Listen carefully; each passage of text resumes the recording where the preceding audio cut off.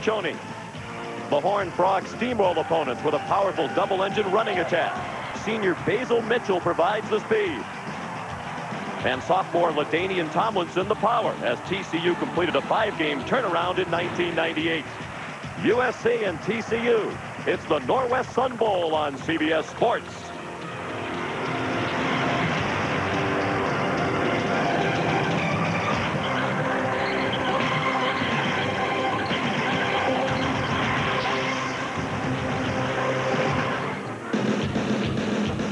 What better way to ring in the new year than with a tailgate West Texas style? Nachos and enchiladas are the flavor of the day. And nestled among the Franklin Mountains sits the pride of El Paso, the Sun Bowl. Site of the second oldest bowl game in the nation. Today, it's USC and TCU in the 65th annual Northwest Sun Bowl.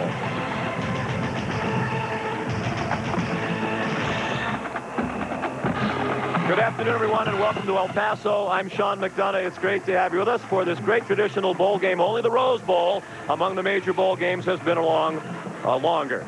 And in this matchup this year between USC and TCU, we have two programs. Each had a remarkable turnaround this year, particularly the Horned Frogs of TCU. Last year, they were 1-10. This year, 6-5, a 5-win improvement. Only Louisville, under first-year coach John L. Smith, had a greater turnaround among Division I-A schools this year. And it's Dennis Franchione, a first-year coach, who's engineered the turnaround for the Horned Frogs. I'm joined, as always, by Terry Donahue. Coach Dennis Franchione has engineered remarkable success in 1 year, and he's really done it relying heavily on the running game. Well, there's no question about it. TCU this afternoon will try to attack USC with two different tailbacks, Basil Mitchell and LaDainian Tomlinson. Mitchell has rushed for over 1,000 yards. Tomlinson has scored 8 touchdowns. And Sean, look for 240 yards today. TCU feels if they can rush for 240 yards, they can beat Southern Cal. And the Trojans have also had an improvement this year, not as dramatic as TCU's. Last year, USC won 6 games. This year, 8. Under its first-year head coach, Paul Hackett, he inherited from John Robinson the best linebacker in the nation, and Chris Claiborne. Well, Chris Claiborne is a dominant player on defense.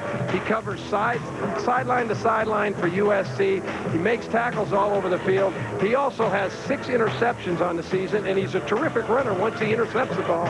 I look for TCU to have a hard time trying to control Chris Claiborne this afternoon.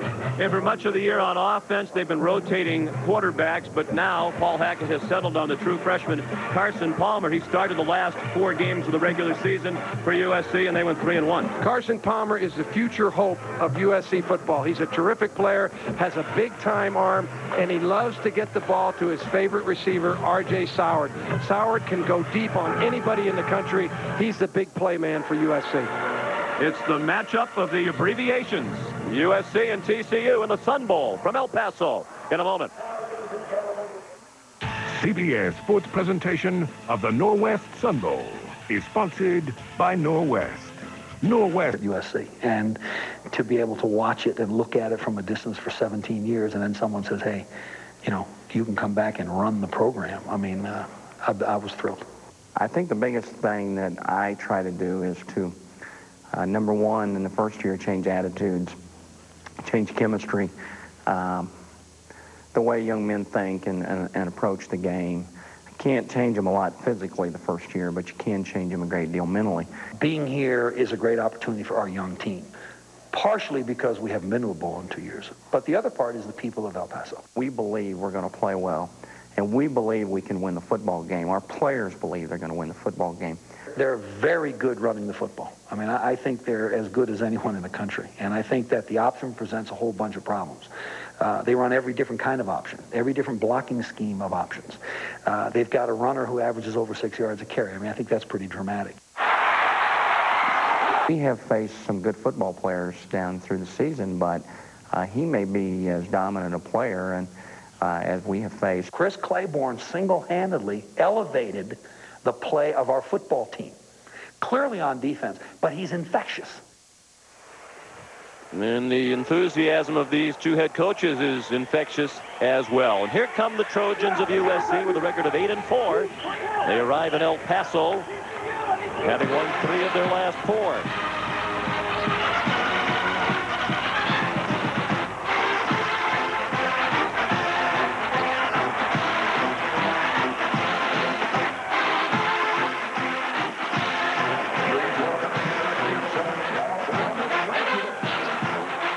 USC with 25 bowl wins all time. Only Alabama has won more bowl games than the Trojans. And here come the Horned Frogs of TCU at 6-5.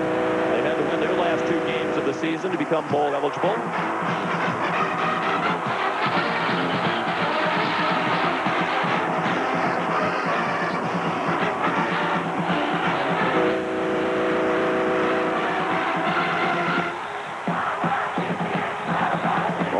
Of activity taking place on the field at the moment. Somewhere down there is our friend and colleague Mike Mayock. Mike? Thank you, Sean. You know, one of the great traditions of college football is the Trojan marching band greets the team after their final practice before each game. Now, traditionally, they pick a prominent player to lead the team in the band in the singing of the school song. Yesterday, the band, after traveling 15 hours, picked junior linebacker Chris Claiborne, who's also the Butkus Award winner, and's got a very important decision to make in the very near future about whether or not to turn pro. The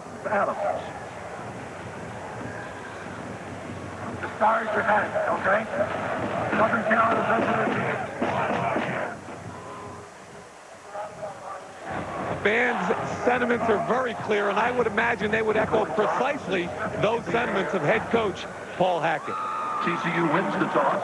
And Paul Hackett says he thinks there's a greater chance now that Chris Claiborne will come back next year than there might have been weeks or months ago. And Chris has said that he'll make that decision next week, wants to concentrate fully on today's game. Well, I think, Sean, that Chris Claiborne is one of those players that if he comes out, he's going to be probably a top 10 pick. If he stays in, he's going to be an All-American again next year. And so he really can't go wrong with whatever he decides to do. And I just know that people at USC just rave about this guy's work ethic on the practice field. And you heard Coach Hackett talk about how he elevates everybody else's game. And it's true. When you have a player like that, with that kind of enthusiasm, that kind of work ethic, and that kind of ability, all of a sudden your whole defense gets better. These two schools have played 4 times previously, all 4 of them in Los Angeles, and they have split the 4 right down the middle with 2 wins apiece. The last time they met was in 1977, and USC won 51-0. This will be the first time TCU played a Pac-10 opponent since 1990 when they lost to Washington State 21-3. There's Carson Palmer, the true freshman quarterback for USC. He'll have the ball first as TCU won the toss and decided to defer. So USC will receive the opening kickoff. Dennis Franchione talking with the officials who were out of the Big East Conference today, led by the referee Dennis Hennigan. Franchione in his first year at TCU, after 6 seasons at New Mexico, where he also turned that program around. There are the rest of today's officials working with Dennis Hennigan.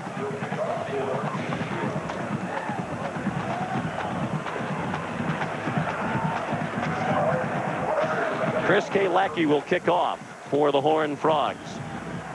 From Fort Worth, you might think here in Texas, they'd have more fans than USC, but the Fort Worth campus is almost a 12-hour drive from El Paso, so it is a long trip. R.J. Soward, one of the most dangerous return men in the country, back deep. And the 65th Sun Bowl is underway. R.J. Soward from the 8. Bounced off several would-be tacklers and made his way out to the 24-yard line, where he was tackled by Landry Burdine. So here comes Carson Palmer, the true freshman from Laguna Niguel, California, in Southern California, out of Santa Margarita High School. Excellent size. Hugh Jackson, the offensive coordinator, told us he has tremendous poise and there is not a pass that he cannot throw. He's completed 54.6% of his passes. And on first down, he hands the ball to Chad Morton, and he's stopped for a loss. A loss of 1 back to the 23. Sean Worthen and Ray Lacey combined on the stop for TCU. Here's the rest of the USC offense. Chad Morton. Here's their leading rusher. Marvin Powell as a blocking fullback. Miller and Soward, tremendous threats at wide receiver, and Antoine Harris, the tight end. And up front, the best of the unit is Travis Claridge, the right guard. Matt McShane, the center. David Pratchard steps in to start this week at left guard. Brent McCaffrey and Matt Welch are the tight ends. Palmer on second down, looking to throw. And it's incomplete at the 34-yard line, intended for the tight end, Antoine Harris. TCU defensively, Ray Lacey, Sean Worthen, J.W. Wilson, and Aaron Schobel, an outstanding pass rusher at right end. Only two linebackers, Shannon Brazil and Joseph Phipps. The WAC Defensive Player of the Year was Phipps. And they play 5 defensive backs: Greg Walls, Russell Gary, Reggie Hunt, Curtis Fuller, and Andre Bruce. Third down and 11 on the first possession of the football game. 3 wide receivers. Mike Bastianelli now on the field. Under pressure, Palmer gets it off and completes it to Bastianelli. And he has a first down. Out across the 35 to the 36-yard line. Just the 9th reception of the year for Bastianelli. Cody Slinkard came on the safety blitz but couldn't get Palmer. Well, Sean, I think this is going to be one of the keys of the game. Can USC protect its quarterback today? Carson Palmer can hit passes if he has enough time to get his feet planted and get the ball downfield. Here he's under pressure, works the pocket extremely well, and finds the open receiver for the first down.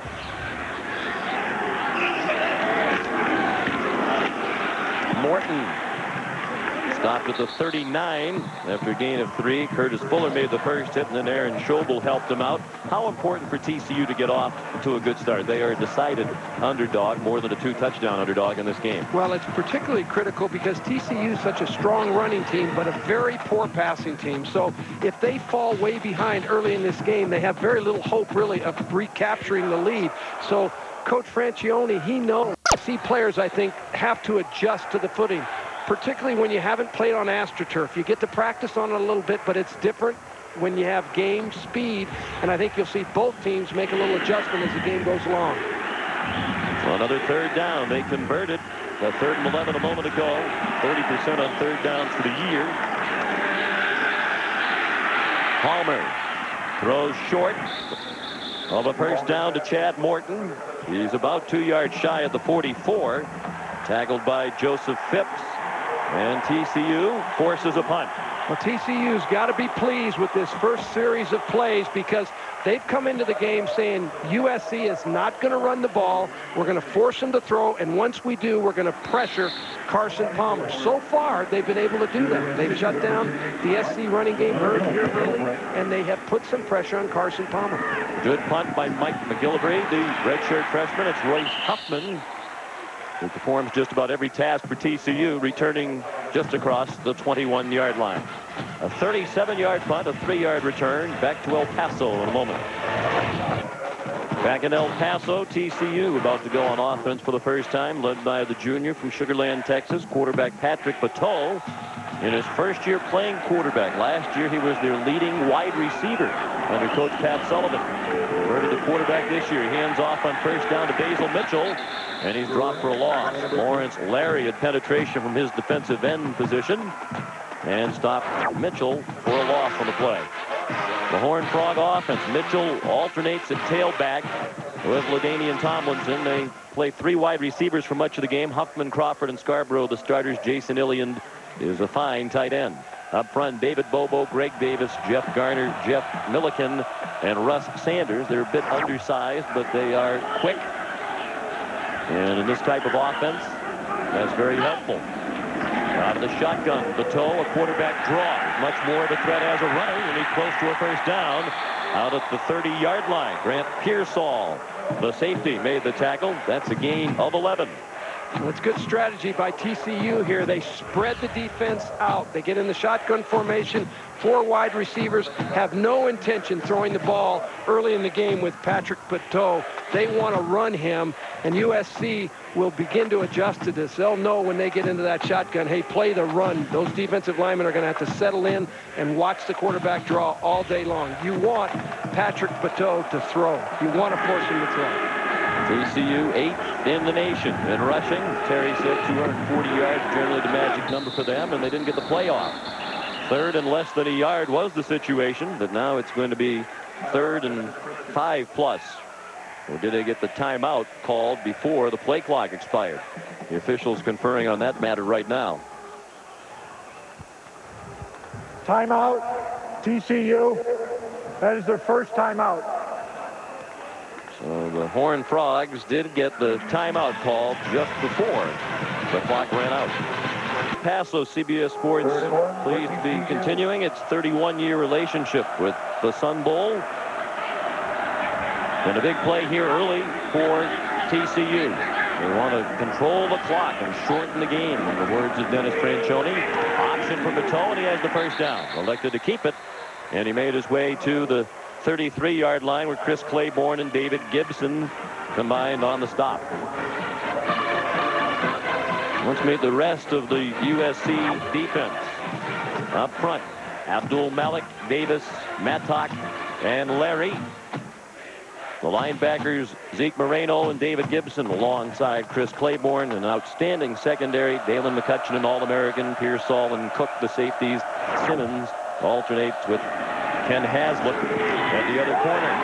The pitch to Mitchell, and he has running room. Out of bounds across the 45. Taken out at the 48-yard line by Grant Pearsall. And that's a gain of 15 for Mitchell, the senior from Mount Pleasant, Texas. TCU has done a really nice job thus far in the game of spreading the SC defense out, trying to run quarterback draws and options, and here's just another way of running the option. You might see Texas Christian University today run 25 different formations and run the option play 8 or 10 different ways. That puts real stress on the USC defense. That's hard to get ready for when you're preparing for a game.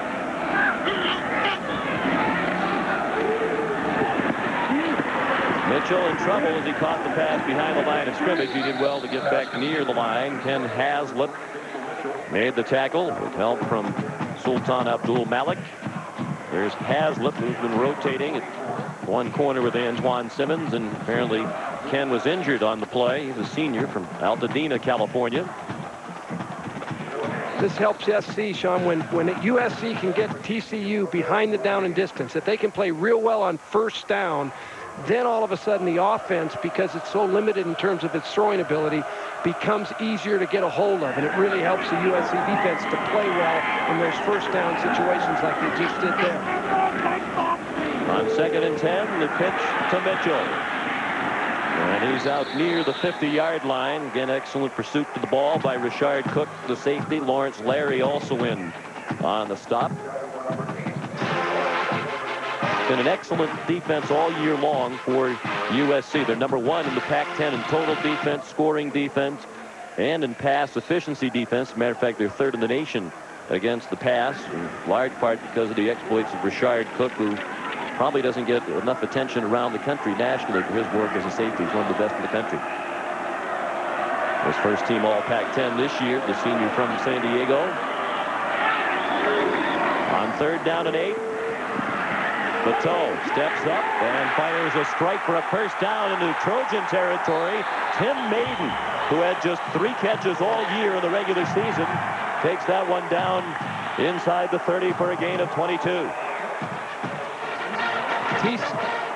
TCU did a nice job of moving the quarterback, Patrick Patel, to the outside, and then the receivers do a good job pressing downfield, and then Tim Maiden comes inside on an inside route, and Patel throws the ball right on target, but he pays the price here with Chris Claiborne as he gets level. Patel completed just 55 passes all season through 1 touchdown pass. They're not very good at throwing the ball, but they were in a key spot there. And now it's Mitchell down to the 20-yard line where he was stopped by Zeke Moreno. 8 more for the Horned Frogs. Clearly they were fired up, Terry, to be in this game. They were surprised they even got into a bowl game. Whereas USC, they're the mighty Trojans, even though not in a bowl game the last 2 years. You wonder about their frame of mind. Well, there's no question. It's easier to play in a bowl game as a heavy underdog. And USC has a much more difficult role today playing as a heavy favorite. TCU has nothing to lose, everything to gain. SC, on the other hand, has a lot to lose. Already seen some major upsets in this bowl season. Purdue over Kansas State. Idaho beat Southern Miss. That's Patel on 2nd and short. He appears to have the first down inside the 17-yard line. David Gibson, the tackler, for USC. The impressive thing about the TCU drive thus far has been the number of formations that they've come out in. They are really making SC work mentally. Not so much physically, but mentally. They're making them get lined up properly, make sure they have all the people covered, and then all of a sudden they put one of those little option plays on them. And when you put the mental stress and then trying to defense the option, that's where the defense gets strained. And SC is getting strained early in this drive. 10th play of the drive. 1st and 10. The toe keeps inside the 10, inside the 5, and tackled by Cook at the 3-yard line.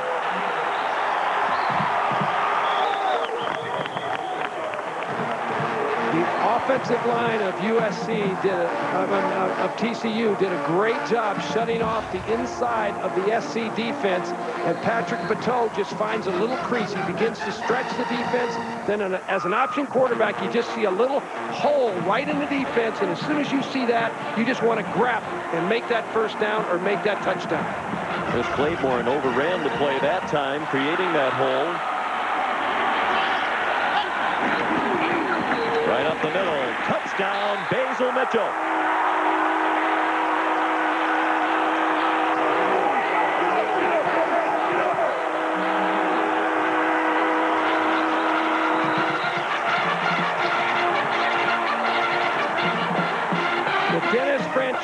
Said that his team came into this game believing they could beat USC, believing they could play with them despite the fact they were going to be a heavy underdog. This was a very impressive first drive for TCU. Great play calling, outstanding formationing by the coaching staff, and good execution by the TCU players. The USC defense will adjust as the game goes on and get more and more used to the tempo of the game and the number of formations that they're seeing. Chris Kalacki added the extra point, and the Horned Frogs from Fort Worth have a 7-0 lead. And the underdog Horned Frogs have a 7-0 lead, and the kind of drive Dennis Franchione wants in this game. Long, time-consuming, ball-control drives. 11 plays, 79 yards on that one. 4:47 taken off the clock. R.J. Sauer waiting for Kalacki's kickoff. And it drives him 3 yards deep. He's going to bring it out. And that is a mistake as he's taken down at the 15-yard line. Reggie Hunt, the first to hit him. Time now for our Sun America virtual playbook.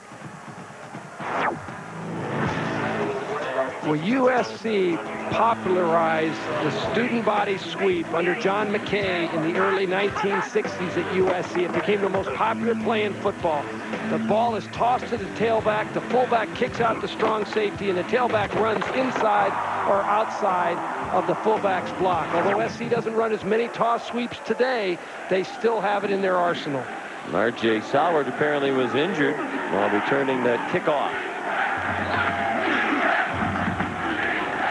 Carson Palmer under pressure on first down throws, caught, first down out to the 34-yard line.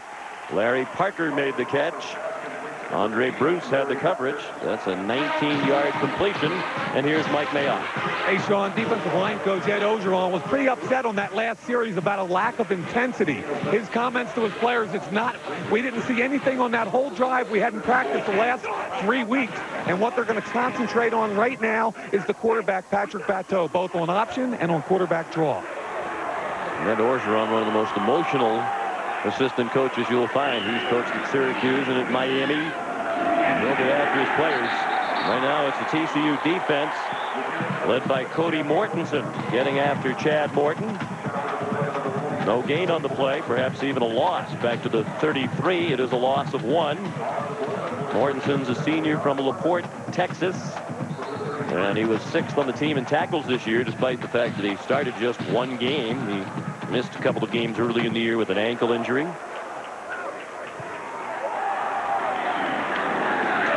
Second and 11.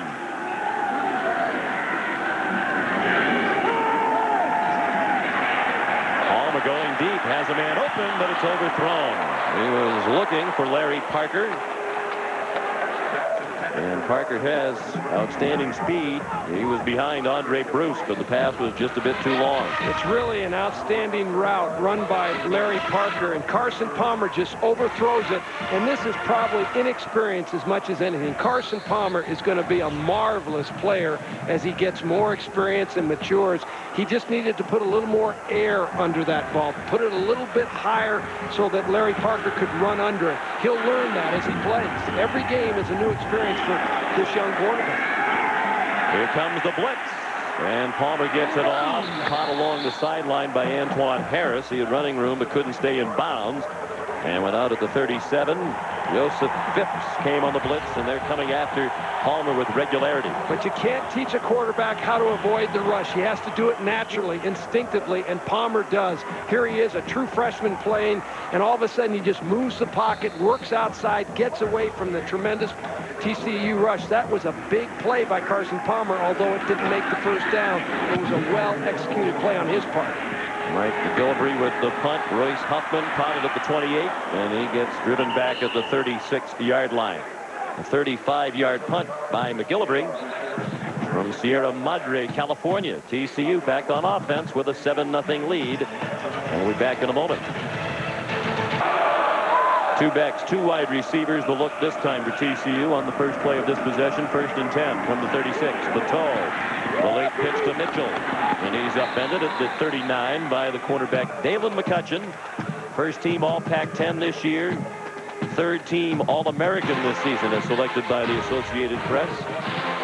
Patrick Patel here runs the option play to perfection. Maybe holds the ball just a little too long. If he deals it off to the running back a little bit quicker, that back has a chance to make a cut and get the ball down the field a little bit faster. Mitchell wants that ball in his hands quicker than Patel gave it to him that time. Patel has improved as the season has gone along, as you might expect from a player who was a wide receiver last year under a different coaching staff. He's running for his life at the moment.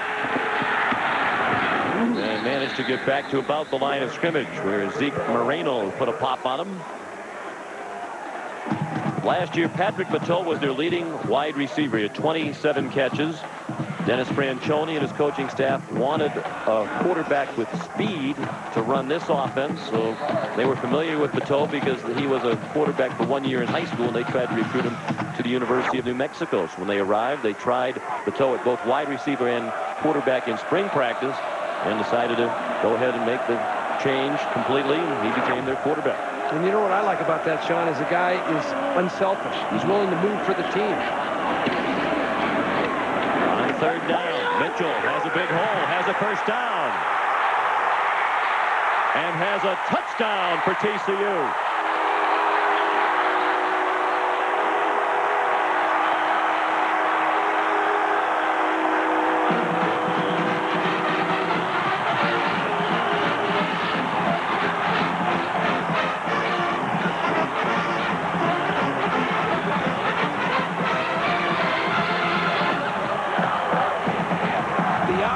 Run to perfection by TCU on this play. Watch the fullback out in front, number 35, Lance Williams. He makes the block on Dalen McCutcheon that allows the play to run for a touchdown. It's well executed by Patrick Patel.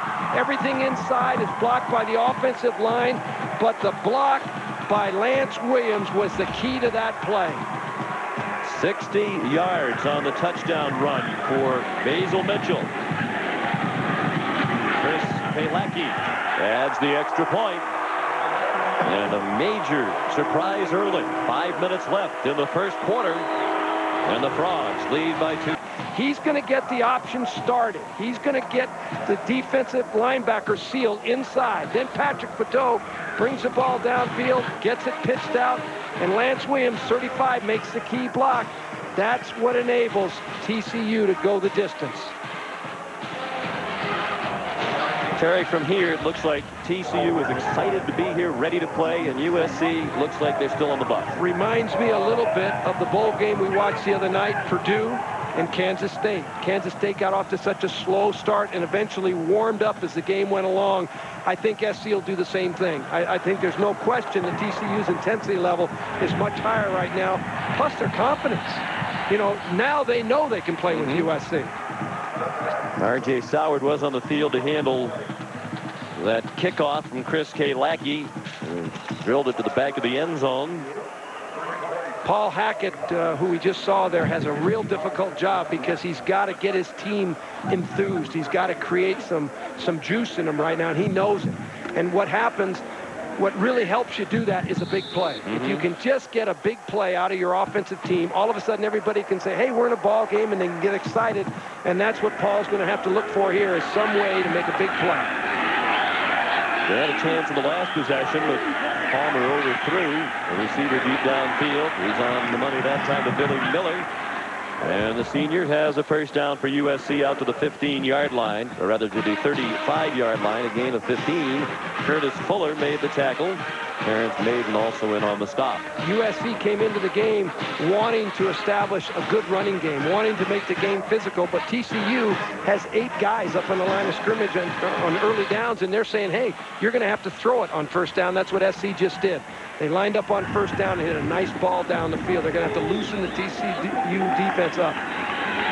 Back to the run, and Chad Morton gets a half a yard before he ran into J.W. Wilson. And we send it down to Mike Mayock. Well, Sean, at yesterday's luncheon, I sat right next to head coach Dennis Franchione, and I asked him if he had paid any particular attention to the upsets in the bowl season. He got a big grin on his face. He said, I'll tell you what, I love the Purdue game. You can bet I told our players about it. But even more importantly, the Air Force game, a WAC team, beating up on Washington, a Pac-10 team. He said, hey, we beat Air Force. We're the only team to beat them this year. Our players know we can win the game. I'm not sure USC thinks we can. That's an excellent point, because that's the one result that jumped off the page when you looked at the season to date. That's Soward on the end around, slipping down right at the line of scrimmage. But if you're good enough to beat Air Force, then you're certainly good enough to beat USC. Well, there's no question about it, but Paul Hackett really has a hard job. When you bring a team in to a bowl as a heavy favorite, it is a monumental task to really convince your players that they are in for a dogfight. You just psychologically have to really work at it. And I think maybe the SC players, as the game goes on, I just believe the tempo of the game will help them get into it more and more. Bastianelli went in motion on third down and long. The catch made by Soward. He bounces off a couple of hits. What a play. And he's very close to a first down. Great effort by Soward to even get near the marker at the 45-yard line. Well, R.J. Soward is the guy that USC wants to get the ball to. He runs a little crossing route, just runs underneath. They do a good job. They hit him with the ball. But look at the skill. He spins, makes one player miss, make another player miss, and then almost gets to the first down marker on a great individual effort.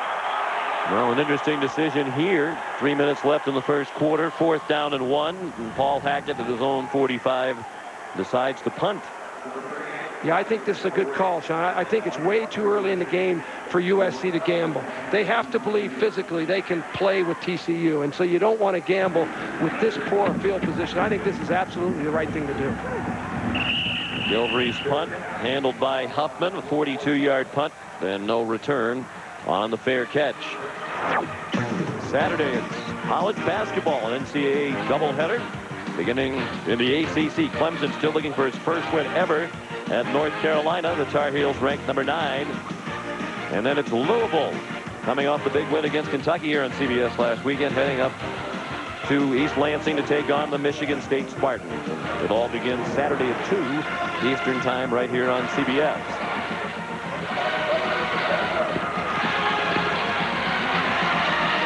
Horned Frogs begin this possession. They're their own 14. They've had the ball twice and they've scored twice. Inside handoff, a rare carry for the fullback, Lance Williams, and he ran into Chris Claiborne. Last appearance in a bowl game for TCU was in 1994. They went to Shreveport for the Independence Bowl and lost to Virginia. They're 4-9-1 all-time in bowl games, but their last bowl win was the 1957 Cotton Bowl, a 1-point victory over Syracuse. Since then, they're 0-4-1. Played Air Force to a scoreless tie in the 59 Cotton Bowl and have lost 4 straight bowl games since. This season, just the 6th winning season in the last 35 years for TCU. Bateau, the keeper, and Antoine Simmons tripped him up across the 20-yard line of the 21. Another factor I think that's really going to come to play in the game, USC really hasn't faced a lot of option teams this season. In fact, the only team that ran any options on them at all probably was Notre Dame. And so when you try to practice against it, you really don't stimulate the offense very well. It's not easy to just all of a sudden run options against your own team. So again, I believe as the game goes along, the USC defense will get used to the speed of the option and play it better and better. Early, it's more difficult to play. 3rd and 3, and the play stopped. Simmons came off the field injured after making the tackle on the last play. And Ken Haslip is back on the field for USC. This will be the first penalty of the game against either team. One problem for USC this year, they have been highly penalized. Prior to the snap, offsides, defense, 5-yard penalty, first down. The Trojans have averaged 10 penalties a game, or an average of 90 yards per game in penalties.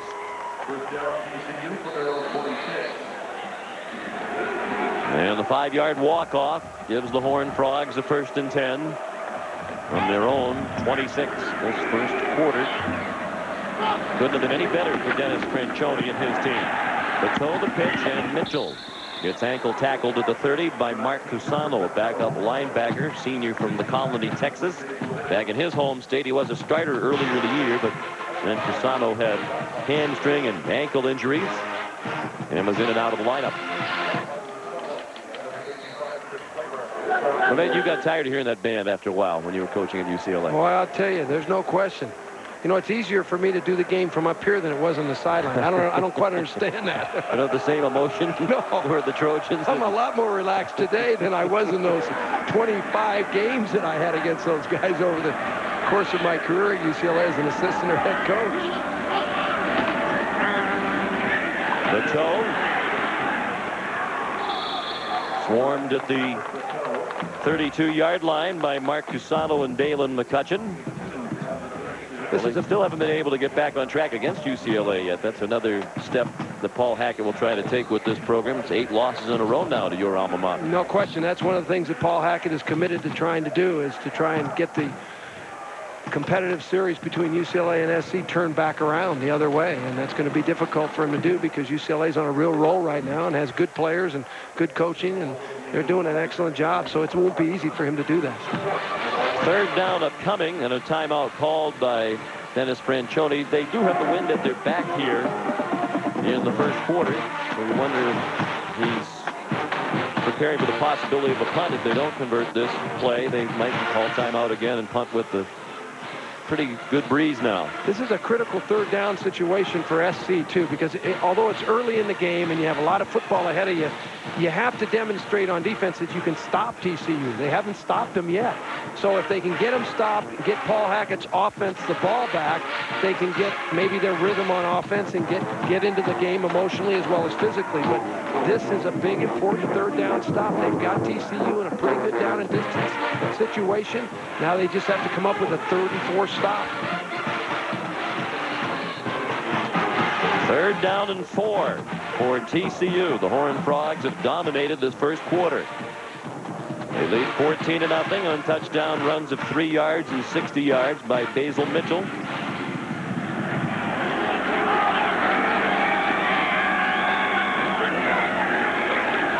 Mitchell vacated the backfield. Patel has running room up the middle and has the first down. He's pulled down by Mark Cusano at the 42-yard line. Gain of 10 on the scramble for Bateau on what will be the final play of the first quarter. Well, Patrick Bateau certainly has played an outstanding first quarter. He's run the option to perfection. He's thrown the ball downfield for completions. And here on the quarterback scramble, he makes the first down. He has kind of been the X factor in the game thus far. He's been the guy that USC has had a difficult time putting a fence around. At the end of the first quarter, the score, TCU 14 and USC nothing. We'll return to the Northwest Sun Bowl after this message and a word from your local station.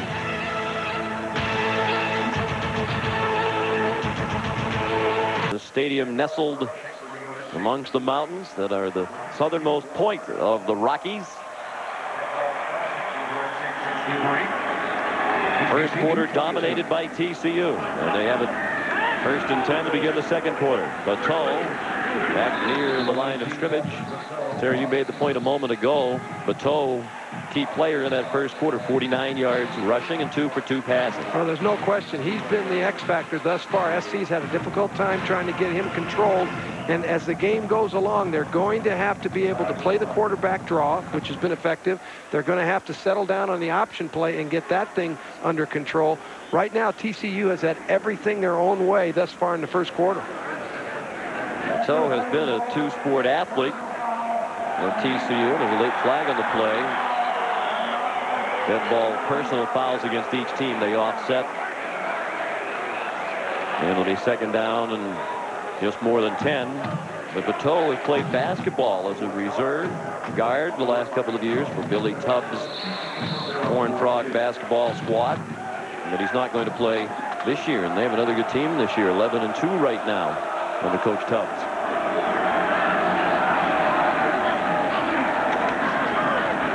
On second down, it's LaDainian Tomlinson, part of that dual threat at tailback with Mitchell. Tomlinson got back across the line of scrimmage to the 45, a short gain. It'll be third down and long, and TCU's averaging 8 yards per carry. One of the things that an option team forces you to do on defense is play assignment football. Somebody has to take an inside dive man, somebody has to take a quarterback, somebody has to take a pitch, and what it does, it takes a player like Chris Claiborne and it limits what he can do. You haven't been calling his name a lot, you know, Sean, and he's a great linebacker, but the style of offense affects how he's able to play. Perfect on third down conversions are the Horned Frogs. This is Tomlinson keeping them perfect.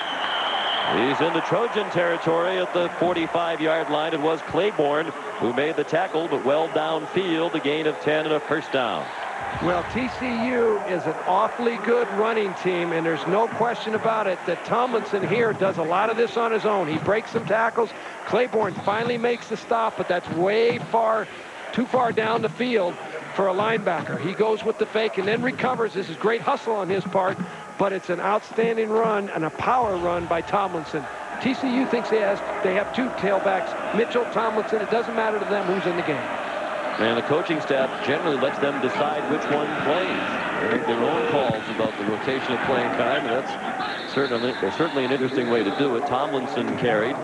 They said they're so unselfish that late in the year, when Mitchell was approaching 1,000 yards for the season, had a chance to do it in the last game against UNLV, Tomlinson really backed away and told Mitchell, you go ahead and get the 1,000-yard season, which Mitchell did. Which is nice in that situation. Tomlinson just being a sophomore, Mitchell being a senior. And the other thing is when one player's hot, you know, a player gets hot in a game, the other guy can sense that. And they've done that throughout the year.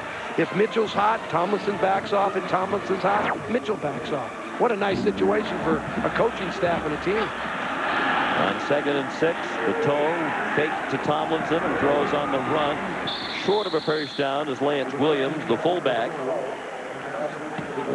The toe, not known for his throwing ability, isn't a classic thrower by any stretch, but he has been very effective on the rare pass plays today. Well, I've been very surprised, I admit, very surprised that Patrick Patel has been able to come out and hit the passes that he's hit and been able to run the offense as effectively as he has. I think it's, again, his ability to get the ball downfield 2 or 3 times today and his scrambling ability that has really stretched the SC defense. SC has not been able to stop TCU yet today. There's another chance to stop on third down and short. Patel forced to pitch it. And Tomlinson lunges ahead for another first down. David Gibson and Richard Cook made the tackle, but there is a flag on the play. Run near the line of scrimmage on the far side of the field.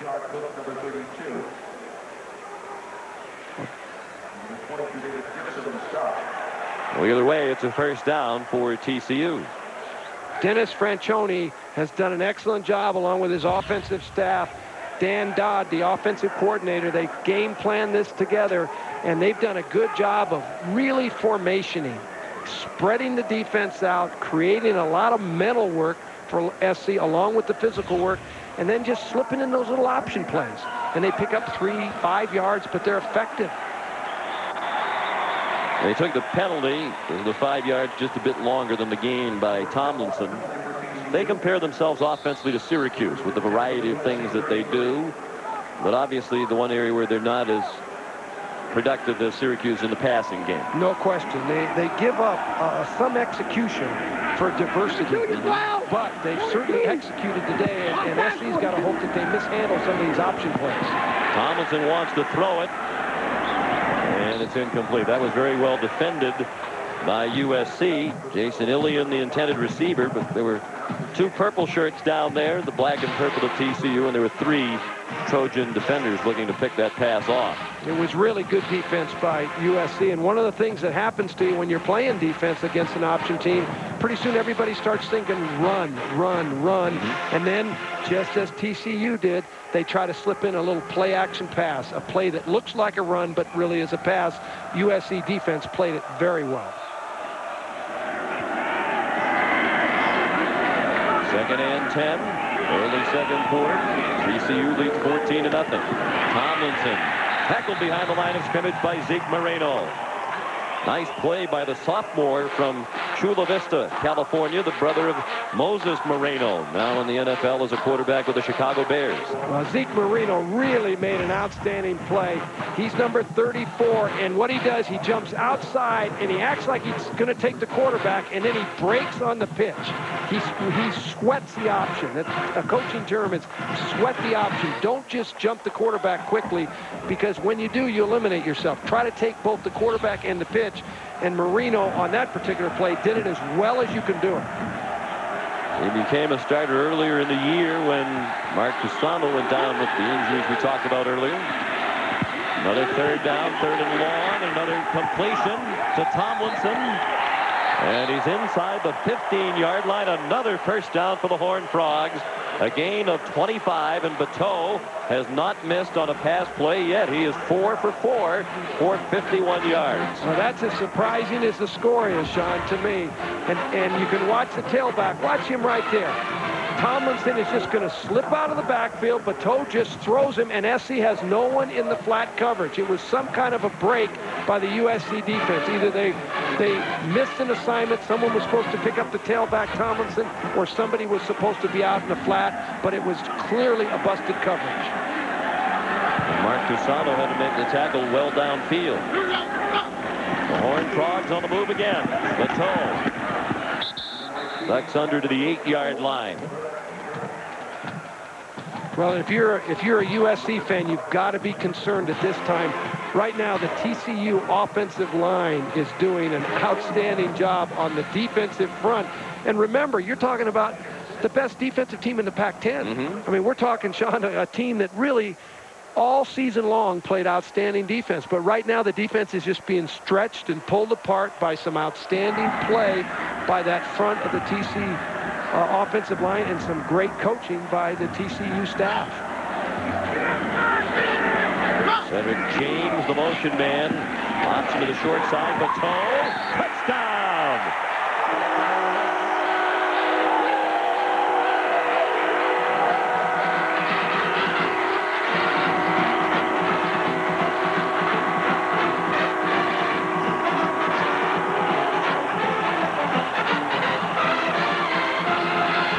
This is just the classic option play. Patrick Patel just spins around, comes down the line of scrimmage. Nobody takes him. He finds a hole in the defense and darts in for the touchdown.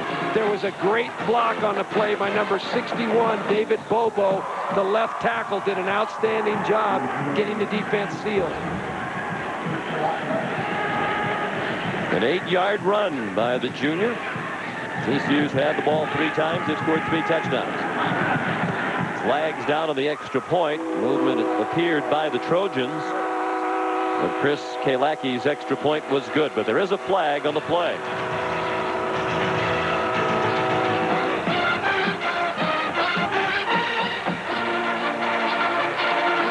Offside on the defense.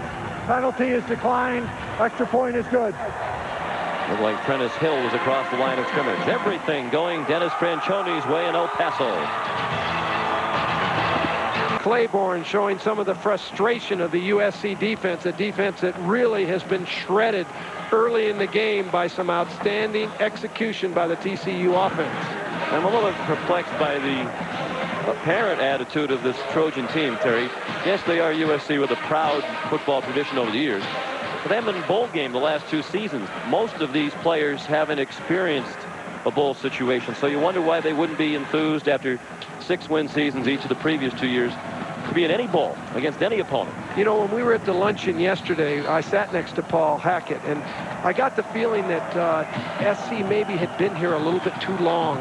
They were anxious to get the game on and to get home, you know, and you have to be careful when you do that. When you come to a bowl, there's a lot of intangible factors that go into the game.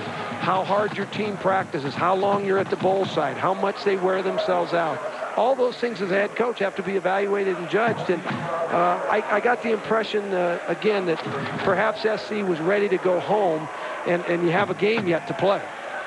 Paul Hackett said that in his speech at the luncheon yesterday. He said, certainly it is time to play the game. So you could sense that he was anxious to get on with the battle. Larry Parker returned the kickoff to the 36-yard line. Again, Sean, I go back to a statement I said, as soon as you can get a big play, if SC can get a big play, they can get enthused, they can get excited and get back into the game. Chad Morton, the ball carrier. He's out to the 39-yard line. There is a flag on the play. It looked like there was some strange motion against USC on that play. It was a very late flag. You could hear the Horned Frog sideline hollering. And it is an illegal shift.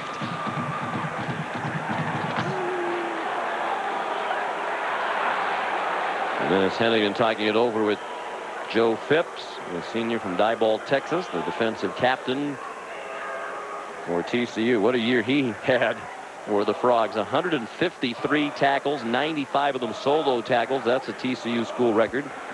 Illegal shift on the offense, 5-yard penalty, repeat first down.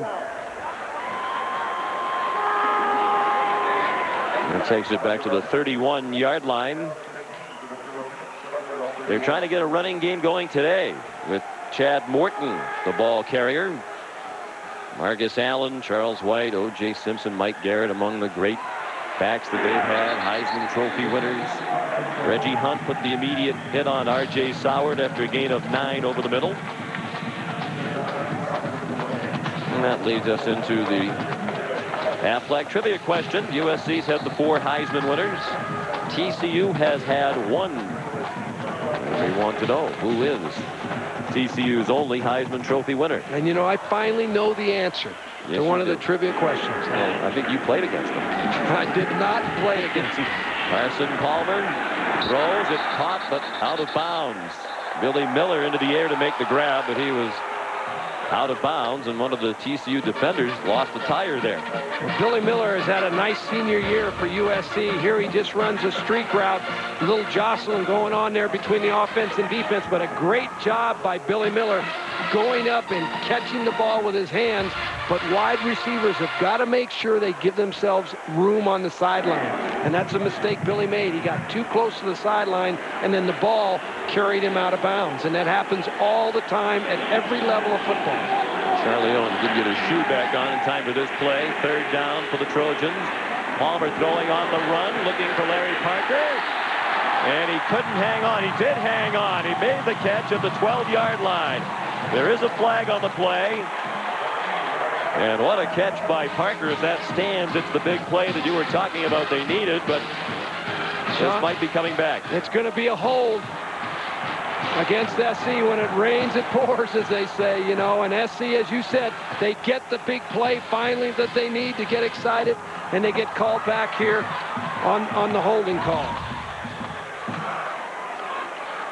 This is a great job here. Carson Palmer scrambles out of the pocket, and he does an outstanding job. Look at the arm strength. He just flicks this ball 60 yards downfield. But sure enough, and watch the catch here. This is a great job by Larry Parker going up and grabbing that ball out of the air. Tremendous catch by him.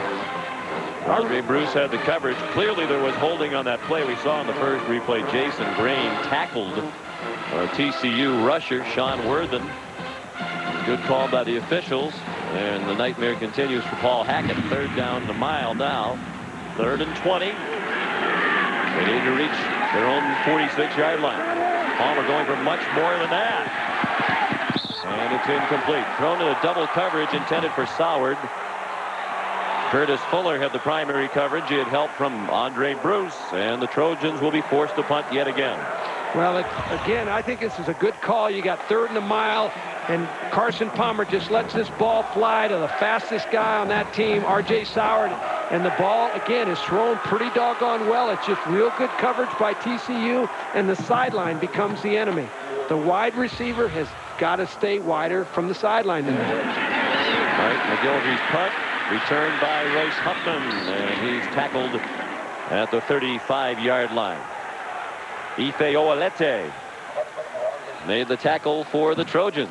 Will return to the Sun Bowl in a moment.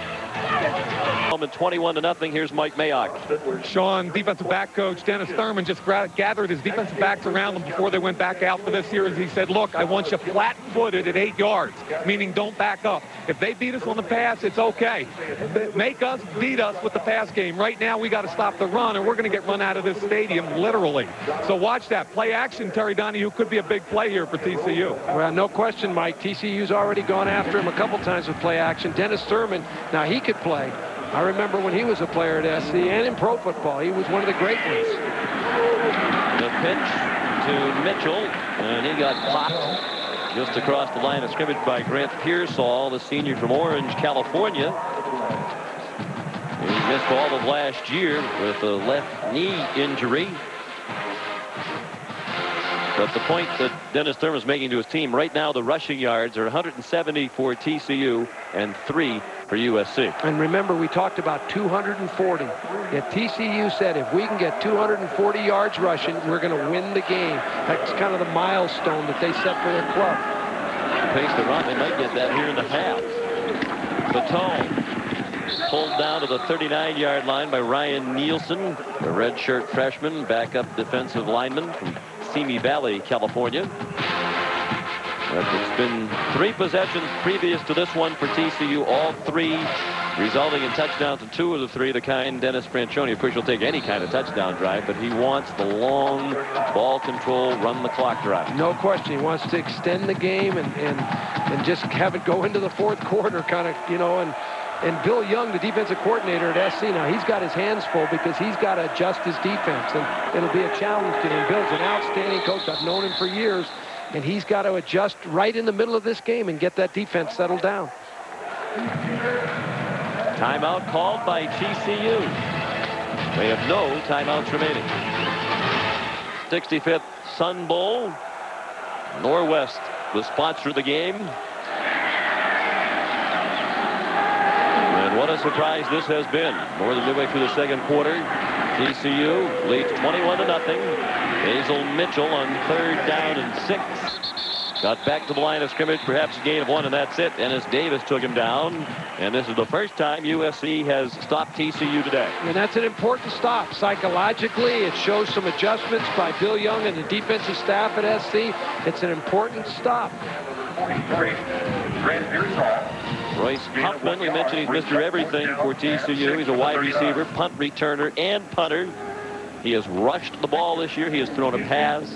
He has caught passes, punted, and returned punts. Other than that, he hasn't done much for the Horned Frogs. He's a junior from Missouri City, Texas. His first punt of the day is very high, and heading out of bounds along the far sideline. No chance for Larry Parker to return it. Huffman, a barefooted punter. He certainly didn't wear out the shoe punting here in the first half. Back to El Paso in a moment. Fired as coach of Washington days later. Oregon, a favorite against Colorado, lost. Arizona did get the 1 win last night against Nebraska. But with this score, I think the question is the Pac-10 a little bit overrated this year? Were they? Well, you know, I think the top of the Pac-10 has 2 really outstanding teams, UCLA and Arizona. I think both of those teams are top 5 caliber type clubs. But the rest of the Pac-10, I think, has been a little bit overrated. Washington and SC clearly are not Washington and SC of old. They used to have formidable teams, and that's not the case. They're both really in rebuilding processes. So the league naturally is down. And Oregon, you know, remember, Oregon just turned the ball over 6 or 7 times in the game against Colorado, and that's what led to their demise. But Oregon was a pretty solid team throughout the whole year. Petros Papadakis in now at tailback, and he had his first carry. I had to get your reaction to the firing of Jim Lambright. That's the big news in the Pac-10 yesterday. I was really stunned, particularly in view of the fact that Jim, I think, just signed a 5-year contract a year ago. And, you know, that's a lot of money that the University of Washington is going to have to pay Jim Lambright. And they did look bad in the bowl game. But you know, Jim Lambright inherited a program that was going to lose scholarships. Right. And that went on probation. And that's a very difficult thing when you're recruiting with one hand behind your back. Now, that isn't easy, but maybe there's more to the story than I know. Whistles before the snap, and Palmer fumbled the snap, but that doesn't matter. They sort out the flags. We'll answer the athletic trivia question. We're looking for the only Heisman Trophy winner in TCU history. We have had a number of great players at TCU over the years. Davey O'Brien in 1938. You sure you didn't play against him? I'm positive. Look at it. They don't have face masks when Davey played. They were national champs back then. TCU does have a proud history in football, but it is in the distant past. They're trying to get back to that, obviously. And Dennis Franchione said one of the reasons he came from New Mexico to TCU, he believes this program is a sleeping giant. So much football talent in high school football in the Dallas-Fort Worth area. He's going to try to keep them home. Palmer throws on the run. Look out for Larry Parker. He's all the way to the TCU 19-yard line.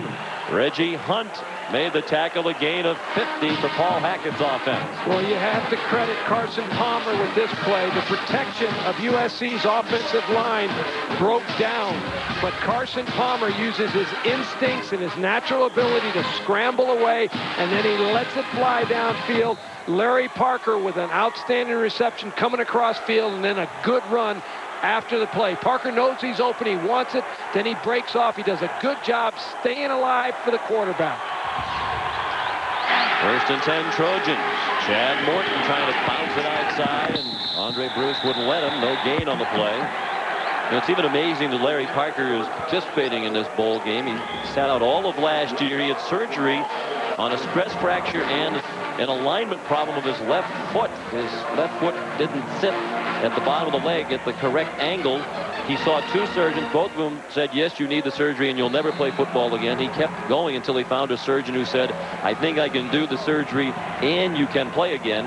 And a year later, here he is back running like the wind. Yeah, and I remember sitting in Larry Parker's home when he was coming out of high school as a high school senior, asking him to come to UCLA, and it came down to UCLA and USC, and they won the recruiting battle on that guy.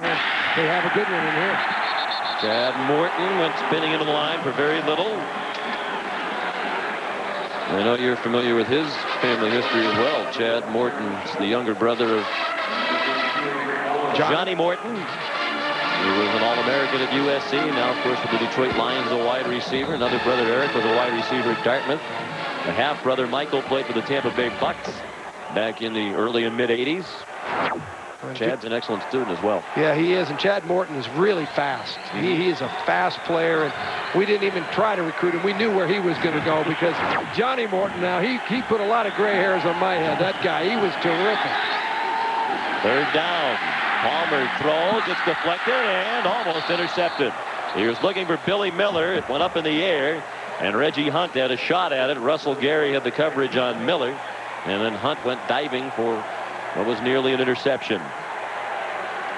And the field goal team comes out for the University of Southern California. Although USC is not going to get a touchdown out of this, this is a good drive for SC. At least gives them a chance to get on the scoreboard, get some confidence, and get some enthusiasm. This is a very important kick by Abrams. SC needs some good things to happen for him. TCU has blocked 6 kicks this year. Abrams gets that one up and through. The senior from San Diego has USC on the board with 3:15. left in the first half. It's 21-3 in favor of the Horned Frogs of TCU. Where we've got a surprising score at 21-3. The TCU Horned Frogs leading USC. But stay tuned at halftime. We've got the AXA Equitable halftime report. We've got a great comeback story of former Alabama star Bobby Humphrey, followed by the great plays and players of the '98 college football season. We'll look forward to that, Mike. Thank you very much. USC kicking off.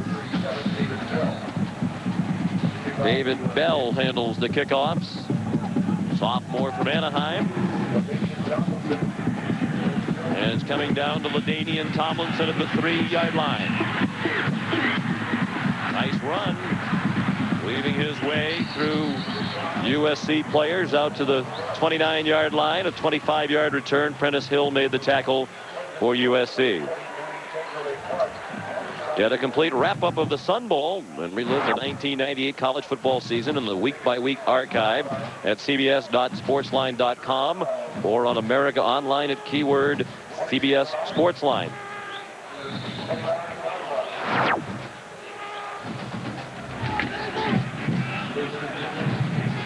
You know, when you're covering kickoffs, you want all 11 guys down there on those kickoffs. And here SC's trying to get down there, and little missed tackle there by number 37, their kickoff guy.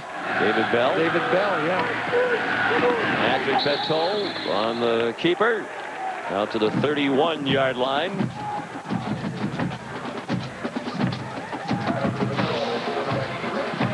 And now 2:45 left, coach, and no timeouts for TCU. So it'll be interesting to see the approach they take. If they want to score, they might have to eventually pick the pace up to a bit more brisk pace than they're accustomed to. Yeah, I think TCU is going to be very content just to run some plays here, let the clock run. If they get a big play, then they're going to hurry it up. But unless they get a big play, they'll be happy just to let the clock go. Quarterback draw, and nothing there. And now for USC, do you start to think about a timeout? You have 3 left. Yeah, I think you definitely start thinking about using your timeouts. I've said there's Paul Hackett trying to get one called right there. I think that's a good timeout. And if they get him stopped on this down, they should use another one. I've said for a long time, and I really believe this, what your offense needs is time, not timeouts. Your quarterback can run 2-minute offense or no timeout offense is good as anybody. They train him to do that. So what you have to do is make sure you leave the quarterback enough time so he has a chance to get the ball down the field. You might as well use your timeouts. Generally, you want to save one for your field goal team. Well, this is not the first trip to winning only 13 games in 3 years as the head coach there. But he said he learned a lot of lessons that were valuable to him, make him a better head coach this time around. He has really bounced around in college football and in the NFL. You heard him speak of his experience at USC as an assistant, where his career really took off under John Robinson. He was a part of their national championship team in 1978. The last 5 seasons with Marty Schottenheimer and the Kansas City Chiefs. Of course, he was not the Steelers head coach. He was the Panthers head coach in Pittsburgh. 3rd down and long. 3rd and 9. High snap handled by Patel. Mitchell cuts inside. Look out. Out to the 47, perhaps the 48-yard line. Mark Mattock made the tackle. 18 yards on the run for Mitchell, who's had a huge half. This is an unusual play. It's the shotgun formation, and they run an option out of the shotgun formation. They pitch the ball to the back, and the other back is the lead blocker, and it's an outstanding play by Mitchell. He finds a little crease in the defense, turns it upfield for the big play, and now TCU will be concerned about the clock. With 2 minutes to go in the half, they will pick up their pace a little bit because they have such better field position than they had. Mitchell now up to 115 yards rushing on 11 carries. He's had 2 touchdowns from 3 yards out and from 60 yards out. There's an injured Trojan on the play. He was played very well in this half. David Bobo, you highlighted him earlier, and he had another big block on that play, the tackle for TCU, and he has not been a starter most of the year. He has been playing behind Michael Keithley who was second team all WAC this year. McKeithley injured his back and missed some action late in the regular season. Bobo came in as the starter.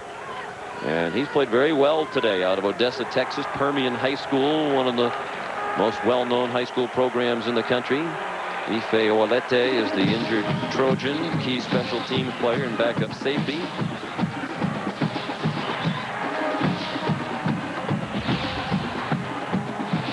Here's a look at the injury, trying to make the tackle here against Mitchell, the tailback, and just that AstroTurf too. I don't want to get carried away on AstroTurf, but it's hard on players. There's no question. It's difficult to play on turf, and every player who's ever played on it will tell you that. And you just have to get used to it and do the best you can.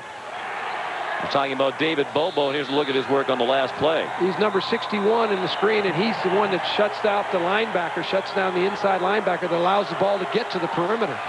And Sean, as you mentioned, he's made 2 or 3 key blocks in this game. That line, as we said, not very big, but they are quick and strong, according to coaches. They've done an excellent job creating some holes for Patel and the rest of the backfield. Patel across midfield. And now the clock very much a factor. It's going to run under a minute and a half. And they don't have any timeouts left. They're at the Trojan 48. Plus, they're not a naturally good throwing team. You know, they're a running team. They like to line up, get you in their sights, and then punish you.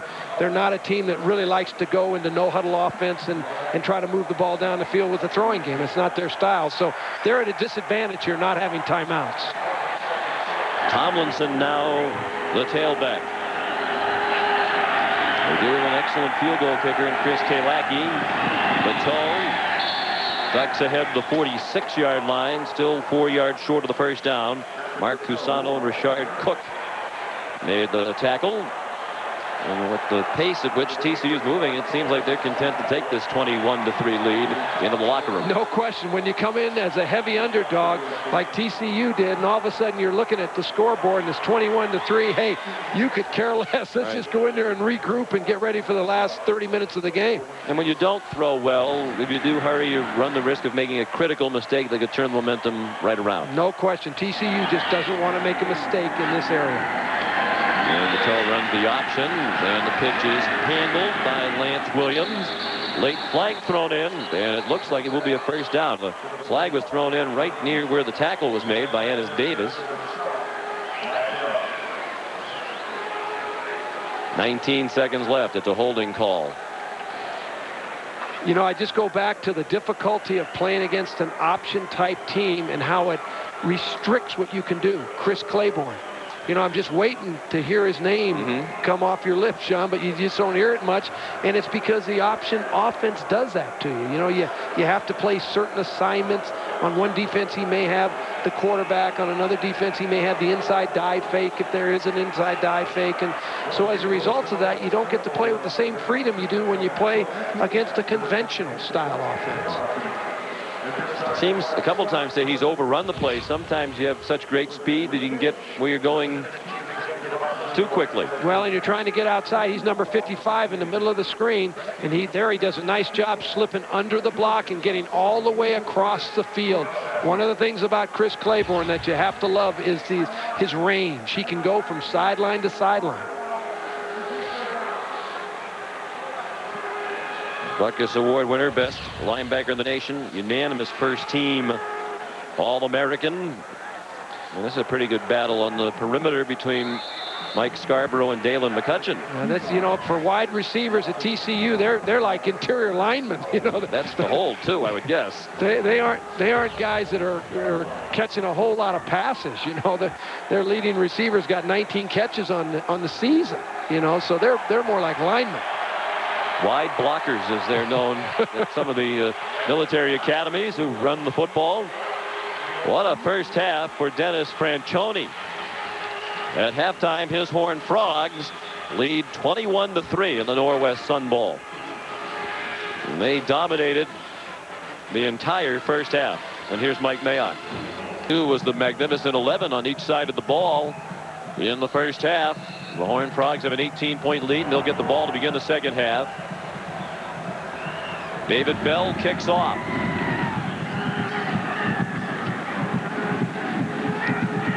LaDainian Tomlinson from the 5, and he's out to the 21. Sean McDonough along with Terry Donahue. Happy New Year from all of us at CBS Sports. It hasn't been a very happy way to ring in the new year so far for USC. Can they change enough? As coaches, do you have enough time at a halftime to do everything you need to do to adjust to this option attack? I don't think they can change structurally that much, but what you can do is try to get your defensive backs up quicker in support, maybe get your linebackers not to overrun and over-pursue quite so much. Some things you can adjust, but the overall scheme, the plan has been laid long ago. I wonder what the tone of Paul Hackett's talk was at halftime. Certainly his team was very flat in the first half. This is Basil Mitchell, who was anything but flat out near the 25-yard line before he was driven back. Mitchell had 114 yards rushing and 2 touchdowns, including a 60-yarder in the first half. And obviously the numbers reflect the domination by TCU. 200 rushing yards in the first half, 7 of 9 on third down, and the time of possession, I think it's even better than Dennis Franchione could have hoped for in his wildest dreams. No question. I think that he's got to be shocked with the way the first half went, but there's 30 minutes left in this game, and you know, you talk about adjustments. SC can adjust the intensity of their team, and thus far, the first 2 plays in the second half, they look to me like they're a little more into the game and a little more spirited, a little quicker. Brian Nielsen took down Patrick Patel. I'd imagine, Coach, a school like USC this year, they had a nice bounce back year, went from 6 wins to 8. The feeling is the program is back heading in the right direction. But this could really be a deflating experience that you have to take with you through the entire offseason, spring practice, recruiting, everything. Boy, you hit the nail right on the head. You take it all offseason with you. If it's a win, you use it as a springboard to the next year. If it's a loss, you just have to keep living with it, and you have to get through it. And it's one of those things. That's why bowl games are important. Another option pitch out of the shotgun, and there goes Mitchell. Shirt tackled by Grant Pearsall, or he might have been off to the races again. 21 yards on the run for Mitchell, who's coming off the best game of his career. He had 220 yards rushing in the regular season finale against UNLV. David Bobo, 61, the right tackle. Watch him right there. Just watch him. He's going to jump around the defensive lineman, and then he'll pick off the linebacker for SC. That's the key block right there. That's what enables Mitchell to get the ball into that little seam and go ahead and make that run. The inside of the defense is getting shut off by the TCU offensive line, so there's not enough pursuit. What a game Bobo has played.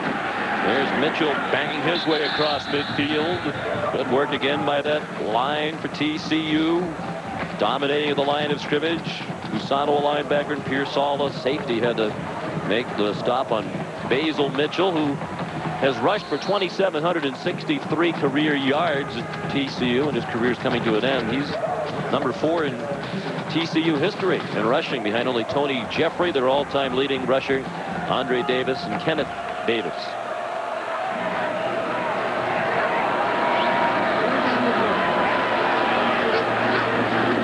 Second and short. Patel forced the pitch it. Mitchell cuts it up for a first down. Here he goes again. Tackled from behind at the 15-yard line by Zeke Moreno, who saved the touchdown.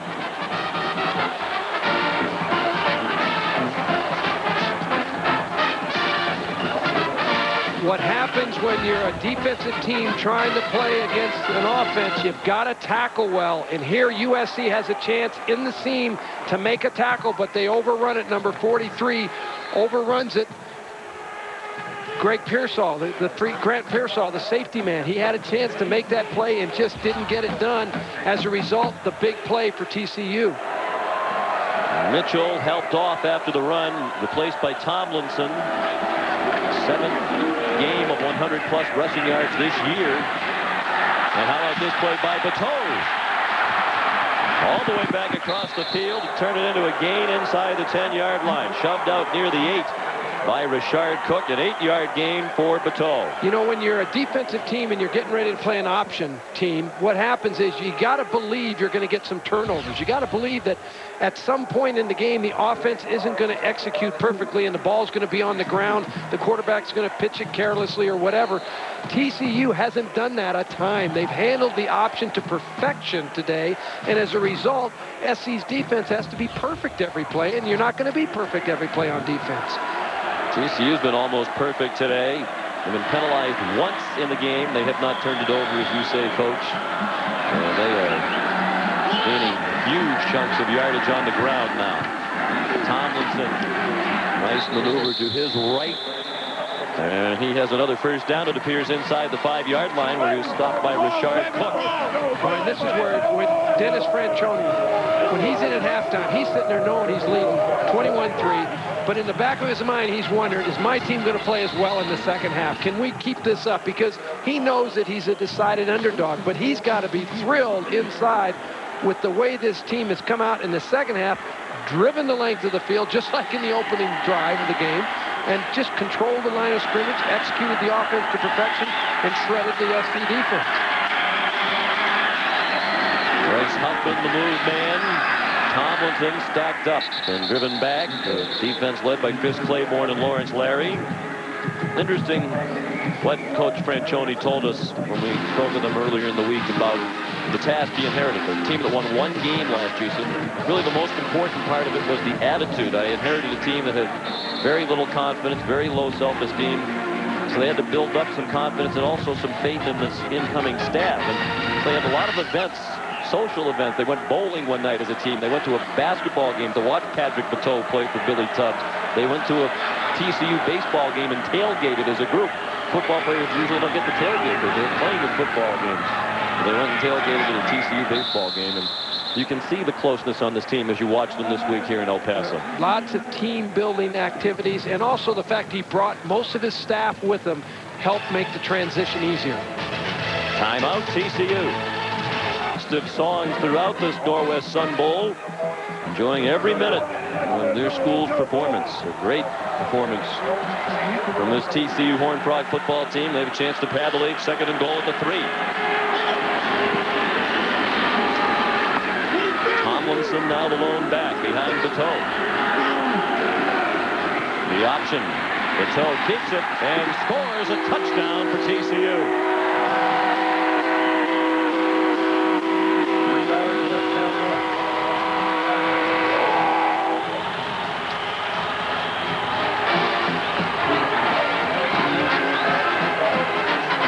For those football fans that believe you need to throw the ball effectively to win, this is an example of what you do with a great running game. The option game has totally dominated the USC Trojans thus far in this game. There's no question TCU knows that their offense is running at full speed today. Patrick Patel the touchdown, and Chris Kalaki is on to add the extra point. Sophomore from Austin, Texas, and he boots it right through. 2 touchdowns for Bateau, 2 for Mitchell. And TCU continues to dominate USC 28-3. Back in El Paso, once again this year, the Sun Bowl Association has outdone itself in terms of hospitality. No matter who you talk to, anybody who's been to this game, they say the same thing over and over again. The hospitality here is unmatched. It really is. It's such a community project, and the whole town gets in behind the game, and Jimmy Rogers and John Fulmer and everybody at the Sun Bowl here, they've just been terrific. R.J. Soward bringing back Chris Kalaki's kickoff. He fumbled, and it's advanced by the Trojans. One of the few things that's gone right for USC today. Barry Jackson recovered the Soward fumble and ran it ahead across the 30-yard line out to the 34. Well, that's one of the things that Paul Hackett certainly had fear in his heart right there. Your team is struggling at this point in time. You just don't want to turn the ball over. It's a good strip by TCU, but lucky for the SC Trojans that they got the ball back and have a chance now to mount a drive and get back into the rhythm of the game and get some execution going on offense. Kyle Williams caused the fumble. Carson Palmer blitzed and sacked. Cam Hunt with the first sack of the game for TCU. The TCU has really put an awful lot of heat on young Carson Palmer all day long, and number 72, Matt Welch, is trying to block Cam Hunt, and it's just a little bit of a mismatch. Hunt just uses his speed, and I thought that Palmer got a little deep in the pocket and got really out of a protection area that he needed to be in. He really put Matt Welch, I think, at a disadvantage. Again, that's just inexperience. Carson Palmer is going to be a terrific player. You can see it when you watch him play. This guy has everything you want in your quarterback. Tim Hunt, the senior from Katy, Texas, with a sack. He had 4 during the regular season. Nothing doing on the ground game as J.W. Wilson tripped up Chad Morton. Here's Mike Mayock. Well, Sean, outstanding tailback Basil Mitchell aggravated a turf toe injury. He just told me he will be back. They're having way too much fun out there. Now, for USC, the news isn't as good. Ennis Davis, defensive tackle, out with a sprained knee. And strong safety Afoni Ohalate also out with an ankle. There's Mitchell. Apparently not feeling any of the effects of that turf toe. How about Mike Mayock today? He still has great speed. He had it at Boston College, had it in the NFL and the CFL, but to get from the field to the roof of the press box, we have that back to the field in record time. It's very impressive performance. He's the MVP today. There's no question about it. You know, Sean, we talked a lot about TCU's offense and their execution, and it's been outstanding. One of the things... Timeout. Ouch. USC. That is their second timeout. He got whacked. Hennigan hit his hand right off the helmet of Carson Palmer. One of the things that probably I've not highlighted enough is the TCU defense, particularly up front. They have really stymied SC's ability to run the football. And when you can't run the ball, it's harder to throw, particularly in SC's style of offense. Mayock, today's game produced by Craig Silver, directed by Bob Fishman. We're pleased to be joined here in El Paso by the executive producer of CBS Sports, Terry Ewert. And it's uphill again for USC. 3rd down and 25. And the Trojans just burned a timeout. Palmer has to dance away from the rush. Throws on the run, caught by Bastianelli. He's popped out of bounds just short of a 1st down. At the 42, about 2 yards shy. Cody Slinkard hit him, a 23-yard gain, and we'll see what Paul Hackett does on 4th and 2. Now, this is a nice job by Carson Palmer, staying alive in the pocket, scrambling around, moving around, and getting the ball to Mike Bastianelli. Bastianelli does a good job, but wide receivers need to stay alive for the quarterback once the play breaks down, the timing of the play. And here, Palmer scrambles, throws a good ball. Bastianelli makes a good reception right in the middle of traffic. And now with the play clock running out, they're going for it on 4th down. 7 out of 13 this year on 4th downs with an empty backfield. Here comes the blitz. Palmer throws, caught by Soward with running room. And he got leveled at the 38-yard line of TCU by Kyle Williams. It was Williams who stripped Soward on the kickoff return and caused the Soward fumble. And then he greeted R.J. in TCU territory, the 38, but that's a conversion on 4th down, much needed for the Trojans. Yeah, this is a great call by Paul Hackett. 4th down and that kind of yardage you'd expect a backfield. He comes out with no backs, spreads the TCU defense out, gets the ball to his best football player, R.J. Soward, who can do something with it. When you give that guy a little room, now he can make a play, and he just did. He averages a touchdown every 6.5 times he touches the ball throughout his career. Chad Morton gets nothing. And that defensive line controlling the line of scrimmage. Joseph Phipps, Ray Lacey combining to bring down Morton. One of the problems with SC's football team all year long has been the offensive line. Not that they don't play hard, because they do, but they've given up 38 sacks, and today they just have not been able to generate any kind of a consistent running game. And as a result, SC on 1st down, they want to run the ball, but they end up 2nd and 10. Now that really strains the signal caller. Paul Hackett and the coaches that are working on plays, Hugh Jackson, the offensive coordinator, they really have to strain now. It's harder. 2nd down and 10. Time, and his throw is on target to Larry Parker, the senior from Bakersfield. And he has another 1st down for USC at the 23-yard line of TCU, a 16-yard game. Larry Parker's made a couple really nice receptions this game, and this is another one. He's just working against man-to-man coverage, runs a nice inside route, acts like he's going to go deep, and then comes back and gets the ball from Palmer with a good catch.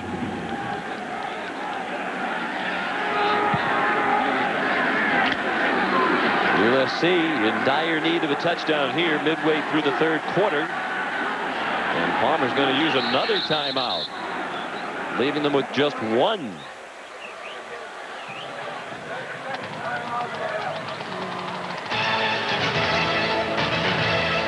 Burned 2 timeouts here. Palmer 3 for 3 this half for 59 yards. Another blitz. Palmer throws. Touchdown, USC. Billy Miller with the first Trojan touchdown of the afternoon. This is really a nice job by Billy Miller working the seam route right down the middle. And Carson Palmer, this is why USC fans are so enthused about the future. He sits right in the pocket, throws a perfect strike, right on time, right on the target. Can't be executed any better than that. Billy Miller just works that inside seam. He's a big physical receiver at 6'4", 220 pounds. Does a good job. And the extra point is good from Adam Abrams. Well, the Trojans have a touchdown. Miller, the senior from Westlake Village, California, where he was a neighbor of Terry and Andrea Donahue. I knew you'd bring that up, and I can explain. You know, that last drive, if you're Paul Hackett and the SC coaching staff and the team at USC, the way they responded after that opening drive of TCU, they could have gone in the tank and really laid down in this football game, but they have come back with their own drive, and that is significant because now all of a sudden maybe you can get a little tempo. I know there's only a quarter and a half left to play, but lots of things happen in football in a quarter and a half. Did you want to explain how Billy Miller was your neighbor and wound up at USC? You know, if you've ever been fishing, sometimes big ones get away, you know, and he happens to be one of those big ones. There's Billy. Capping the drive of 66 yards. And that'll bring them back inside the 10-yard line. Look at the numbers. Amazing total of rushing yards for TCU, and Basil Mitchell has a chance to set the Sun Bowl rushing record. He gets the call on first down, and he plows out to the 15-yard line. The Sun Bowl record for yards rushing by one player in a Sun Bowl game is 197 by Charles Alexander of LSU in 1977. That was against Stanford. And Mitchell is creeping up on that total, now with 178 yards rushing. Basil Mitchell certainly has had an outstanding day today. No question about it. He touchdown runs, and here takes a pitch and goes down the right sideline for the second touchdown. Mitchell again. And another yard. It'll be third down and short. We tick down to 6 minutes remaining in the third quarter. Ryan Nielsen, Corey Dickerson, Chris Claiborne all on the stop on Mitchell. Now, if you're over on that SC sideline, what you're thinking, if you're Paul Hackett, you're saying to your defense and to yourself, hey, just give me a stop here. Just get these guys slowed down, get them stopped so I can get the ball back in my offensive hands. I just scored on a nice drive. We can score again, but get these guys stopped on this critical third down. On the way to close out his TCU career for Mitchell. Third down and 3. And the toe slips down. He wasn't going to get there as Corey Dickerson had penetrated. So Paul Hackett does get that stop that he needed from his defense. And now the Horned Frogs will be punting from the end zone. Penetration disrupts option football. SC gets good penetration up front by Corey Dickerson. He's the guy that gets into that penetration area, and that disrupts the timing of the option. Consequently, it's a good, solid defensive play by SC, and you can see they're going to have a chance to have good field position after this punt if everything goes as you would expect. Huffman didn't get good flesh into the first punt of the day. This is his second. Nose up spiral to the near sideline. Bounces out of bounds at the 39. Good punt that time by Huffman. 49 yards and no return. He kept it away from R.J. Soward. I mentioned Huffman does everything on the football team. He's also a great baseball player. Second team All-American last year as a third baseman for the baseball Horned Frogs. Hit over 400 last year at 420. He's a .391 career hitter, and he's already been named to 1 or 2 preseason All-American teams for next year in collegiate baseball. Royce Huffman. Trojan fans making noise now, hoping their team can continue with the momentum. R.J. Soward handled the Palmer pass and dances into Frog territory at the 48-yard line. Reggie Hunt stopped him there, a 13-yard gain. Soward had 38 catches during the regular season. He missed the first game of the year. For academic reasons, Paul Hackett suspended him. When Paul Hackett arrived, he made it clear to the team that the academic part was going to be taken very seriously. And Soward didn't listen carefully enough to that speech, and he was suspended by Coach Hackett. Well, learn you to respect your players quickly. Morton inside the 40-yard line. Very close to another first down. Again, Reggie Hunt, the safety, had to make the tackle. And you can see a little quicker step in the SC offensive team all of a sudden. You know, that last touchdown, all of a sudden there's hope and there's a little more spirit on that squad right now. And back-to-back good, successful plays here. They're in a 2nd-and-1 situation, which is ideal for their offensive football team. There's the longest rush by a USC player today, a 9-yard gain for Morton. 2nd-and-1. Palmer going deep toward the end zone. Incomplete. Billy Miller and Greg Walls were jousting. Well, there was certainly some contact between Greg Walls and Billy Miller. Miller's at the top of the screen. He's just going to run a streak route. He's just going to go deep and try to use his speed. But Walls did a good job staying in front, and then they just started battling for the ball. It was really good defensive play. Palmer does a great job. He really looked right first. He was going to go deep down the right sideline, then came all the way across the field and found Miller on the left. It was a good job by him. Ray Lacey gave Palmer a pop after he delivered the ball.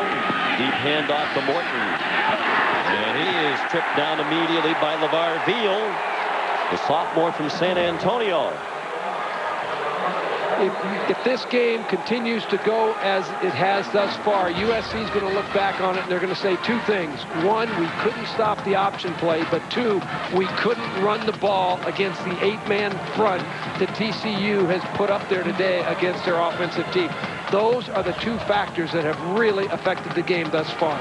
The inability of SC to stop the option and the inability to rush the football. Flag down the last play, a personal foul against TCU, thrown by the official with whom Dennis Franchione is now conferring. Beside Judge Milton Higgins. They're still talking about it. A couple of penalties here in the second half have been costly to TCU. They committed just one in the first half when they played virtually flawless football. The play, personal foul on the defense, 15-yard penalty from the previous spot, first down. Just when they had USC facing a long yardage situation to convert, the penalty gives the Trojans a first down, well into TCU territory now at the 29-yard line. Carson Palmer, the only other true freshman ever to start at quarterback for USC. Rob Johnson, now in the NFL with the Buffalo Bills. And Rob's dad, Bob Johnson, has been Carson's personal quarterback coach. Thrown into traffic and incomplete. Coach Johnson wouldn't have liked that decision. Andre Bruce broke it up. He was looking for Mike Faginelli. Well, young quarterbacks learn as they go, and on this particular play, Carson Palmer just throws into double coverage. It was excellent coverage. They really have Faginelli bracketed there. TCU played this route perfectly, and it's just a really good defensive effort, and Palmer just shouldn't have let that ball go. He knows it, too. Second down and 10. 3:14 left, third quarter. USC trying to come from way back and get back into this game. Morton couldn't get inside. He was buried by Shannon Brazil, the middle linebacker. Sophomore from Louisville, Texas, very highly recruited out of high school. And coaches say he's a little undersized, actually about 5'9", but he can pack a wallop as he did on that play. Chad Morton tried to make a cut, and he just couldn't quite get his footing. Rome Douglas, the big offensive lineman who was pulling on the play, came out of his shoe. He ran right out of his Astro shoe. Another third down. 3rd and 8. 1 out of 6 and 3rd and 8 plus today. The fade, and Soward couldn't catch it. He was covered by Greg Walls. He had a chance, but he couldn't haul it in. And now the 4th down decision faces Coach Haggett. It looked to me on this play that R.J. Soward really didn't have his hands in proper position. It looked like this was a catchable ball. It's pretty well thrown. It's outside where you want it. You want the ball outside, maybe a little bit overthrown, but it looked to me like those hands just separated there. They're going to go for it on 4th down. They're 1 for 1 on 4th down today, so 8 for 14 for the season. This is 4th and 8 with 2.5 minutes left in the 3rd quarter. Trying to keep momentum on their side, the Trojans, and that is caught by Larry Parker inside the 5-yard line with a 1st down. Reggie Hunt prevented a touchdown. Ball came out, but the officials ruled Parker down at the 3 after a gain of 19. Well, if there's one Trojan on offense that has really stood out today, Larry Parker's had a good day for SC. He's made a lot of key catches and has really competed. He runs an inside slant route. He acts like he's going to go outside, uses a real nice separation technique to get away from TCU defensive back. The ball comes loose, but the ground can't cause a fumble. Good call by the official. 4 catches for 104 yards for Parker. Chad Morton alone back. 2 tight ends on the field for USC. Another timeout call. TCU called this timeout. We'll return to El Paso after this. And on the move at the 35-yard line of the Horned Frogs. 1st and 10. Carson Palmer, the true freshman. It's R.J. Soward. That's 15 more down to the 20. He was upended by Reggie Hunt. And, Coach, you get the sense if the Trojans played this way in the first half, the score would be a lot different right now. Well, there's no question the momentum is clearly now shifted to SC. They have a little jump in their step, if you will. They're moving faster on offense. They've adjusted their throwing game a little bit. They've gone to some short 3-step drops, getting the ball quicker to the receivers, and that's helping their offense right now. Palmer is getting hot all of a sudden with some of these 3-step drop passes. Hand off to Morton, trying to follow his blocks. And Reggie Hunt took him down. After a short gain, USC has dominated its opponents in the 4th quarter this year. Look at that margin, 109 to 43. And, you know, Paul Hackett knows that coming into the game, so one of the things that he was able to do throughout this whole contest was probably internally and also in his players' heads stay calm, because if we're just kind of close in the 4th quarter, the 4th quarter has belonged to us all year long. We just have to do it one more time. Short drop by Palmer. Now he's flushed and he is sacked back at the 27-yard line by Aaron Schobel. This was one of those 3-step drops that I just referred to, and it's a good call by the SC coaching staff, but the receiver is covered, and the ball has just got to get released. And Schobel, number 14, he's the guy. The ball now needs to go. It needs to go. When you pull it back down on a 3-step drop, you're not going to have the protection. As a result, you give up the sack. Schobel left after getting the sack. He had a team-leading 7.5 sacks during the regular season. And was 2nd team all-WAC, sophomore from Columbus, Texas. Deep drop by Palmer on 3rd and long, and he's sacked again. Sean Worthen and London Dunlap combining on the sack. There was Worthen who had the primary hit. First of all, you gotta credit the TCU coverage. They're in a zone defense. They are not going to give up a big play. They're dropping. They've got a robber in the middle, and the quarterback, Carson Palmer, had nowhere to go. You can look. They've got deep guys here. They've got a robber in the middle there. They've got this thing pretty well covered, so you have to give them credit.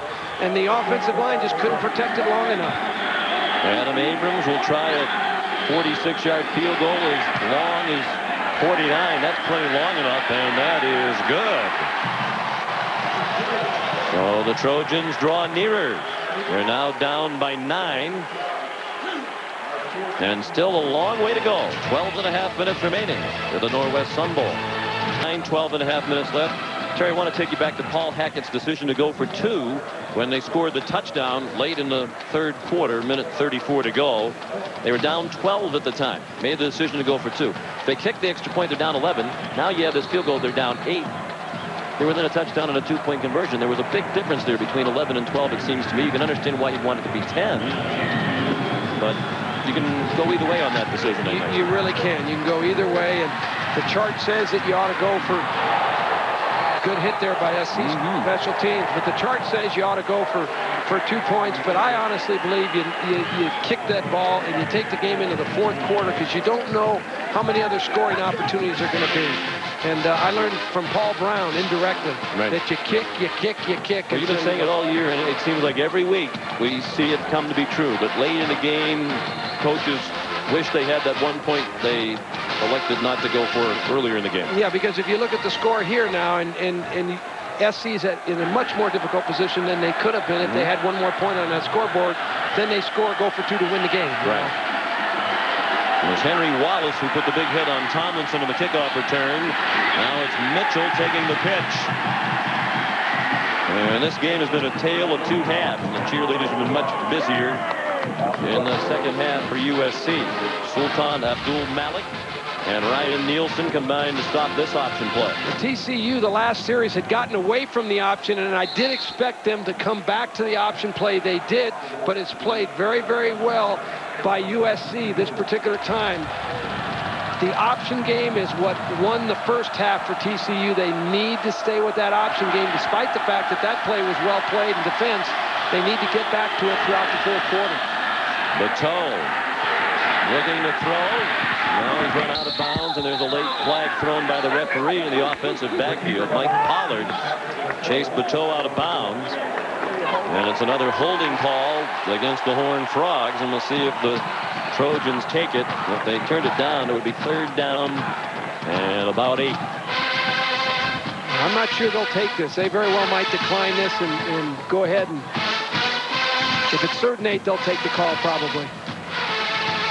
Claiborne looking to the sideline for some help. They are going to take the penalty.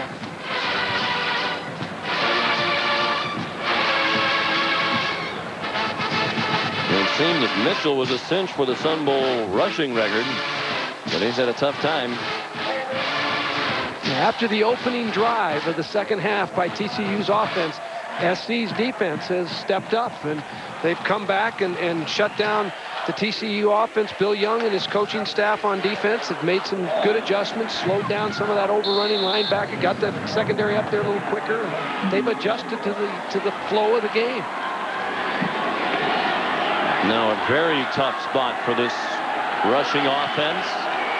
2nd and 22. Again, they go out of the shotgun. They've run a number of running plays out of the shotgun today with Mitchell alongside Patel.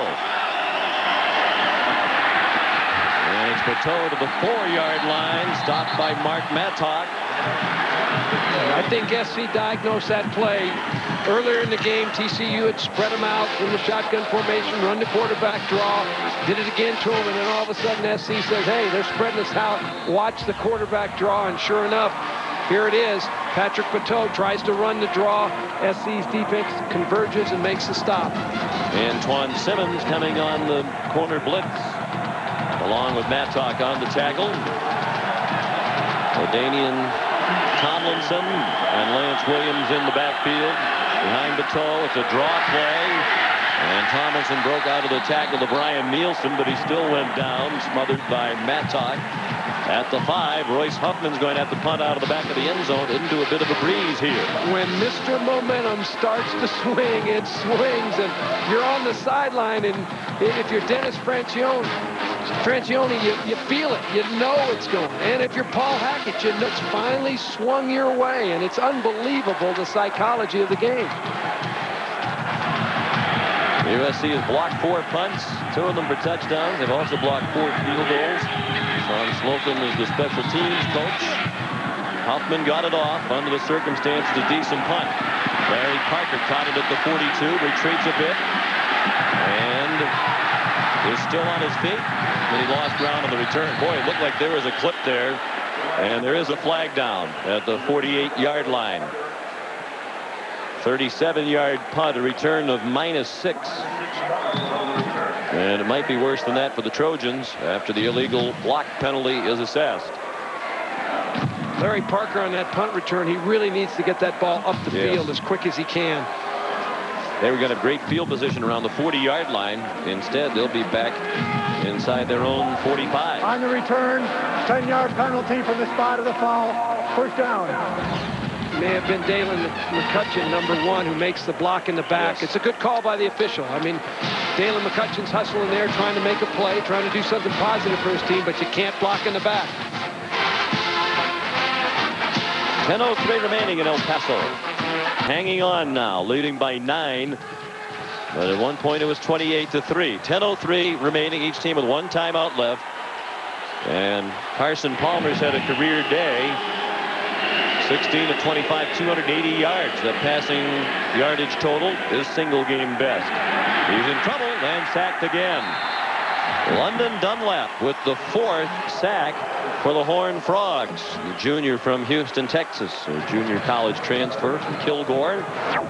Here's the scoring summary. TCU scored on each of its first 3 possessions.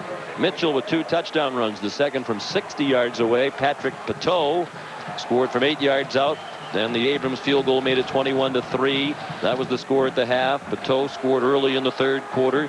It was 28-3, and then the comeback began. Billy Miller, a 23-yard touchdown reception. Papadakis, a 1-yard run. Abrams, the field goal. And momentum is on the side of the Trojans. But it's Palmer in trouble again and sacked again by Ray Lacy. And there is a flag down on the play in the offensive backfield. It was a penalty-free first half, relatively speaking, but here in the second half, we've seen the Yankees with regularity. Ray Lacy comes with an arm under technique. It's a good call by the official. There's no question. Ken Bowen, number 74, has a clamp on Lacy. I mean, he wrestled him down. I would think they would turn that down since they wound up with a sack on the play, forced 3rd down and long. Penalty is declined. 3rd down. Good call there, Sean. Way to go. That's one of that gray areas, you know. You take them back or you turn it down. And well, even a blind squirrel finds an acorn in a blizzard every now and then. 9:10 remaining. And TCU really needs a defensive stand right here because the offense has been almost totally shut down here in the second half since that first possession. Wide receiver screen, Soward. Stop for a loss, and credit the defense. A terrific series for them when TCU really needed them to rise up. Ray Lacy involved in the play with Andre Bruce in on the tackle. No question about it. That was really a great series for the TCU defense. They rose to the occasion. All the momentum in USC's corner. Looks like they're going to go and move the ball again. The defense rises up and gets them shut down. And we're back to that poor decision on the punt return by Parker and the silly penalty by McCutcheon on the obvious clip. And a booming punt that goes into the end zone off the foot of Mike McGillivray. 66-yard punt, the longest of his career. And the Horned Frogs will begin on offense from their own 20, leading by 9 with 8:16 remaining in El Paso. Time followers of USC football, it must be very unsettling to look at the game summary and see minus 11 yards rushing. Gone are the days, so at least for today, of student body left and right with great success. No question. You look at that stat right there, and that's the one that really jumps out. TCU 181 yards, USC minus 11, and that's been kind of the game story. Carson Palmer's helped keep them in it with the best passing day of his career. Basil Mitchell seemed to lock for the Sun Bowl rushing record. The last 4 times he's carried the ball, a combined yardage total of 0. And he's still stuck on 184 yards. 13 shy of the Sun Bowl record, and it's Tomlinson in the game at the moment. LaDainian went ahead out to the 27-yard line.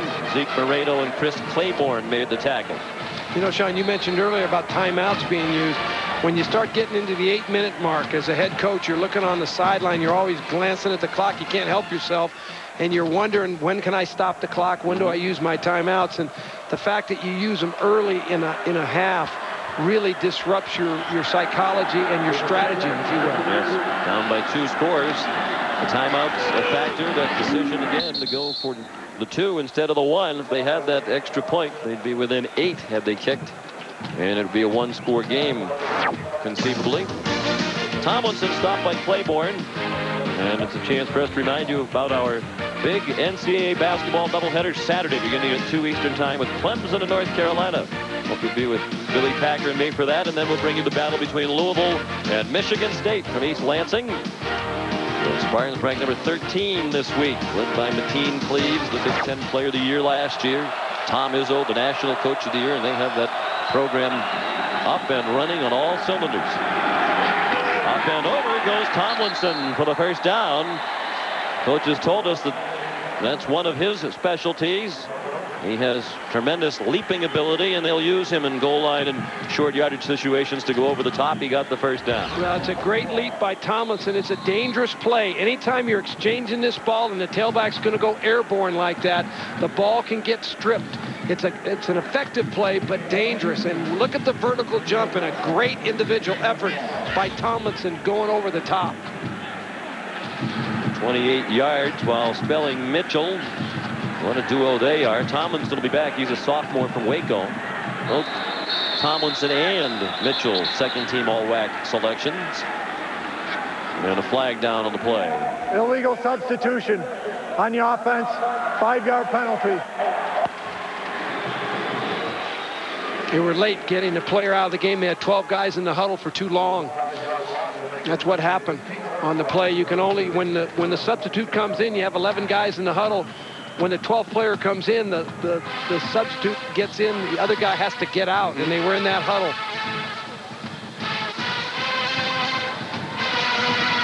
TCU coaches didn't like it. There's the final score from the Liberty Bowl. Lane caps the undefeated season. Congratulations to all concerned. Congratulations to the players, because most especially because there's so much attention on Tommy Bowden. He did a tremendous job. Left for Clemson before the bowl game, replaced by Chris Selfo, the former Georgia assistant. There's some turmoil when Tommy Bowden left. A lot of the players wanted the assistant coach, Rich Rodriguez, to get the job. He did not. Chris Selfo, who we both know and admire greatly from his work with Jim Donnan, got the job, but they stayed together as a team and finished the job on this season. Boy, I concur 100% down the line. I really do. And what a great way for Chris to start his career. Yep.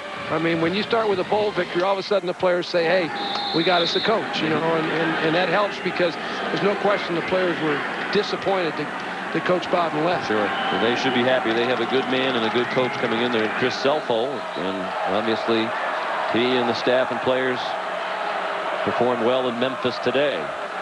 Some confusion among the officiating crew. A very well officiated game by this Big East group. The play clock running down again.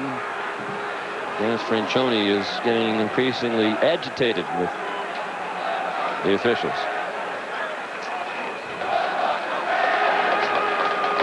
Well, I think that last penalty when they had 12 in the huddle, I don't think that TCU was trying to disguise a formation or a cover. They were just late getting out of the huddle. Sometimes confusion does start, and that kind of set Dennis off, and now he's going again. And there's another flag down. It might be for unsportsmanlike conduct on the sideline. Now, this is critical if that happened. And it's inexcusable. It's a big penalty, the 5-yard walk-off, because the way they play football. There's a huge difference between 1st and 10 and 1st and 15 when you're running on virtually every play and you have difficulty in throwing. But if somebody over there said something and got this other flag thrown, they've really done their squad a huge disservice. You know, I think in those kind of situations, I think the officials have got to understand the pressure on coaches, and I think they've got to just sometimes not have rabbit ears and let some of that stuff bounce off. But sometimes the coaches have got to understand too that the officials have got to officiate, and I never felt like that when I was coaching. I didn't think they should officiate. I thought I should officiate, but you know, now that I'm here, it's different. Please reset the game clock. 25 seconds. How about the other flag that they threw?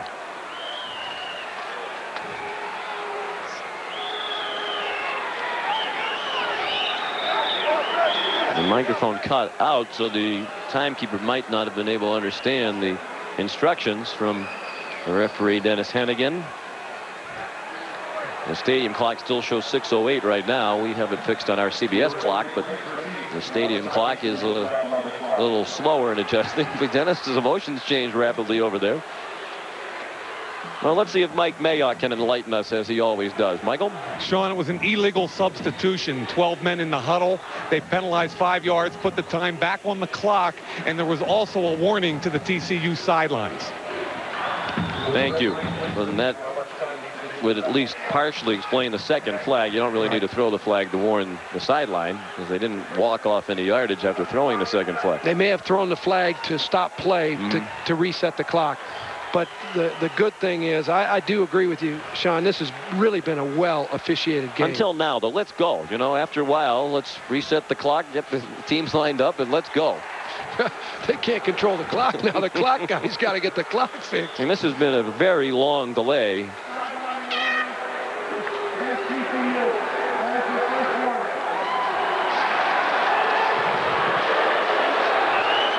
I do agree. It's time to play ball. As boy, they say, oh boy! right? If Coach Haggett thought the game took a long time to get here, this play has taken a long time to get here.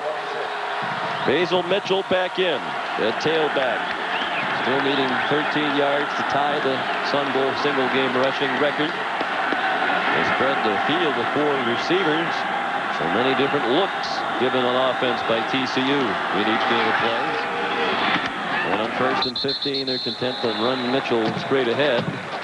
And they'll get the game clock back under 6 minutes. Grant Pearsall made the stop. Sultan Abdul Malik also in on the stop.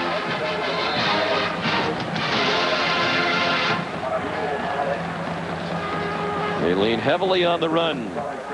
And we spoke with Dan Dodd, the offensive coordinator. He said, when we get the program and the talent that we want, ideally we'll be a top 20 rushing team in the nation. We'd like to be a high completion passing team with big plays off play action. So they have basically what they want to be down the road in place right now, not quite the efficiency of the passing game. Yeah, they have a good plan for how they want to run offense. Patel, great running ability, and he's very close to the first down. Out at the 39, about 1.5 yards short of the first down. Claiborne and Cook. This is a great play by Patrick Patel, not only because he starts to take the option one way, sees it's bottled up, then uses his great athleticism, but watch him here at the end of the run. He has the presence of mind to keep the ball on the playing field. He knows that the clock is his ally, the enemy of SC, and he does a great job of keeping the clock running. Big rushing day for Patel. And a very big 3rd down play here with USC in possession of only 1 timeout.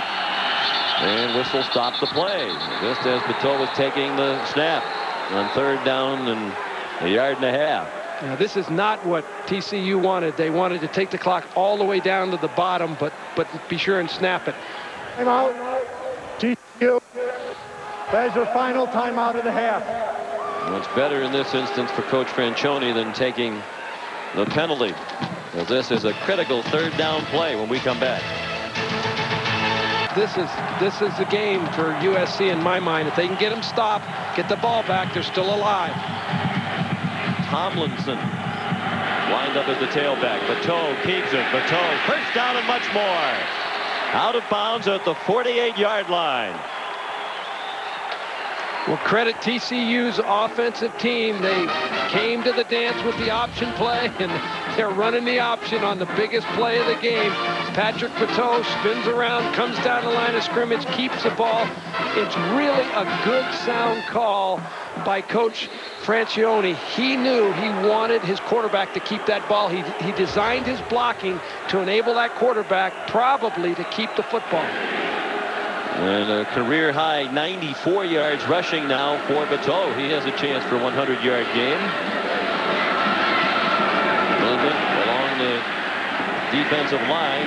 USC will be penalized as Shamsuddin Abdul Shahid jumped across the line of scrimmage a little bit early. John, we talked about 240 yards as kind of being the magical number that the TCU coaching staff and players felt if they could get that, and they surely have gotten that today. SC trying to get off the ball, just jumped a little bit early on that particular penalty. But I think you just have to credit the TCU coaching staff and the offensive line. They came in with a good plan, and so far they've been able to execute it. The game's not over, but they certainly have got the rushing yardage that they wanted. And that number, part of our CBS Sportsline stat of the game. For complete college football coverage, go to cbs.sportsline.com. I look at the minus 11 yards rushing for USC, and that's one of the things Coach Hackett is going to really address in the offseason in recruiting. He wants to get more linemen, bigger, more physical players in the program so he can run that football better. Tomlinson tackled by Ryan Nielsen. It's obvious that Dennis Franchione is an excellent coach. I think he's one of those coaches, Terry's had a lot of success everywhere he's been, that very few people around the country know about. He has been at schools that don't get a lot of media exposure nationally in smaller media markets around the country. He's won a lot of games, and maybe he's at the place now where he can get some well-deserved recognition nationally. I don't think there's any question. The TCU people are thrilled and excited about him. They really are grateful they have him. Patel made a smart play. Didn't want to risk getting walloped and coughing up the football, so he just went down, stayed in bounds. Ryan Nielsen covered him, but that'll get the clock under 3 minutes with third down upcoming for the Horned Frogs. It'll be third down and 6. Dennis Franchione, 47-year-old Kansas native. He's coached at Southwestern of Kansas, Pittsburgh State of Kansas, Southwest Texas State, New Mexico, and now TCU. And he's had success everywhere he's been. He won 119 games in his career. Patel down short of a first down. 2.5 minutes remaining, and for now USC decides not to use its last timeout. I thought they might on defense, Coach, because as you say, when you're on offense, you can do things to stop the clock. Yeah, I probably would have used my last timeout there. It may be a moot point, but the reality is TCU will run this clock all the way down and either take a penalty and punt the ball. 5 yards here doesn't hurt your punt team a lick, or call timeout right before the clock expires, the 25-second clock expires.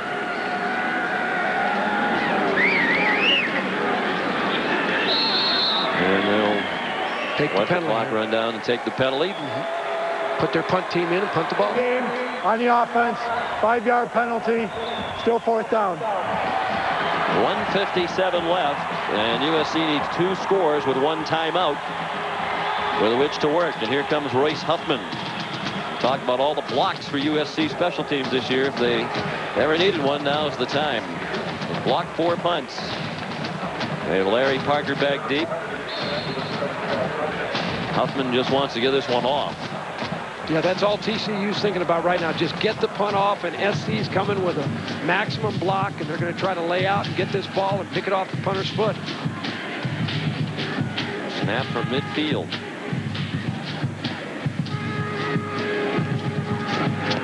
They almost blocked it. There's pressure right up the middle from Darnell Lacey, and Parker made a fair catch at the 12-yard line. Boy, they almost did block it, Sean, and that was a real good attempt by SC's punt block team to turn this game around in an instant. And it's a good job by TCU getting it off, but they come right up the middle with the pressure. They turn a guy loose, and he almost gets there and gets that block. 1:50 remaining. TCU seems on its way to its first Sun Bowl. It's also about to set on the TCU Bowl victory drought. Their last bowl victory back in the '57 Cotton Bowl. They're less than 2 minutes away from winning the Sun Bowl, and Palmer is sacked. And they're going to say he was just out of the end zone. My goodness, it looked from here as if it was going to be a safety when London Dunlap got him, and you couldn't put that ball any closer to the goal line without it being in the end zone. Well, London Dunlap, he's the one with the pressure. He's number 55. He's working. The offensive line actually gives Carson Palmer plenty of time to get rid of this ball. Again, it's great coverage by the TCU secondary. Credit that with the secondary. I think it's a good placement of the ball by the officials, too, because he was driven back into the end zone. But boy, this is close to it being a safety. They showed the replay on the screen here, and the TCU fans are booing. Well, that's normal. You'd expect that, right? Yes, you would. That was a very close call. And they're very fortunate. It's just amazing how it worked out that that ball was a fraction of an inch from the goal line. Carson Palmer has had a great day for a true freshman quarterback, and I promise you he'll have a lot of 300-yard passing days as a common occurrence as his career progresses. Here he needs to fight the ball forward. He can't retreat like this. That's just inexperience. It just hasn't been there enough times, and he just needs, when everything breaks down on him like that, just get the ball up the field and live to fight one more play.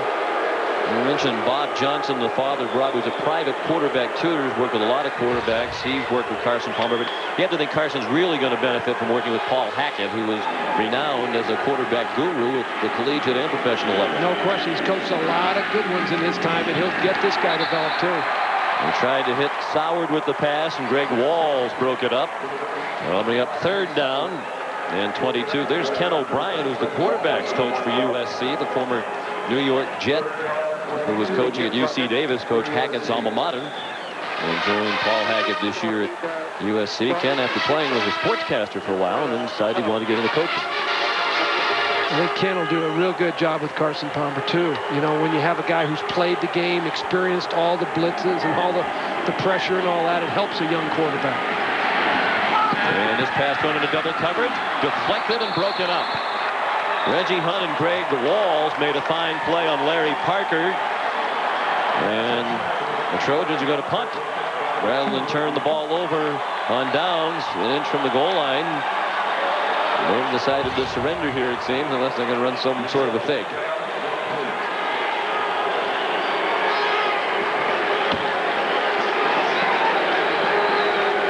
Gilbrey on the back line of the end zone. Why bother to punt? You know, I understand this call. I really do. You know, you're in a situation where you're 2 scores down. If you're 1 score down, you're not punting. You know, it's not even a discussion. But you're 2 scores down. The ball is at the 6-inch line, whatever it is.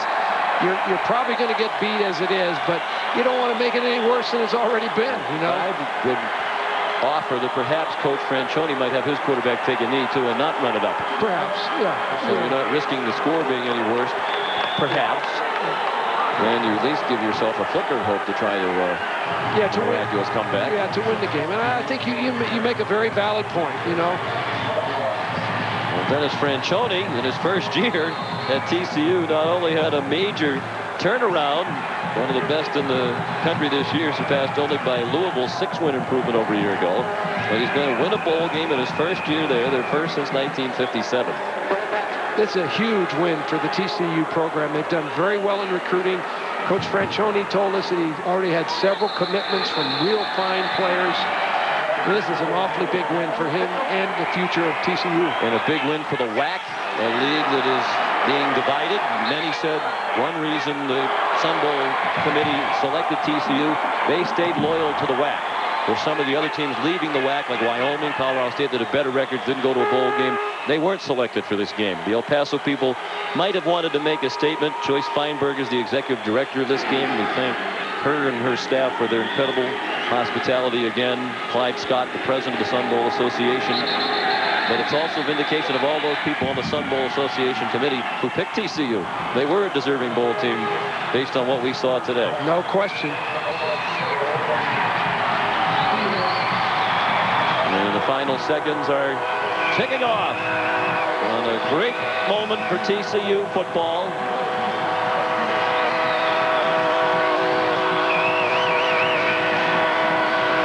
Dennis Franchione, his wife Kim, celebrating.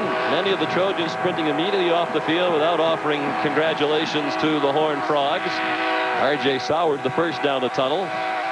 And Mike Mayock's down to the field with the very happy coach.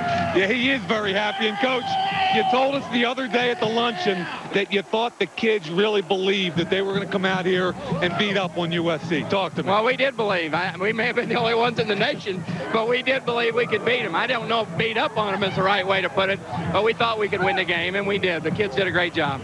New coach in the program, 1 win last year. You come in and all of a sudden it's 7.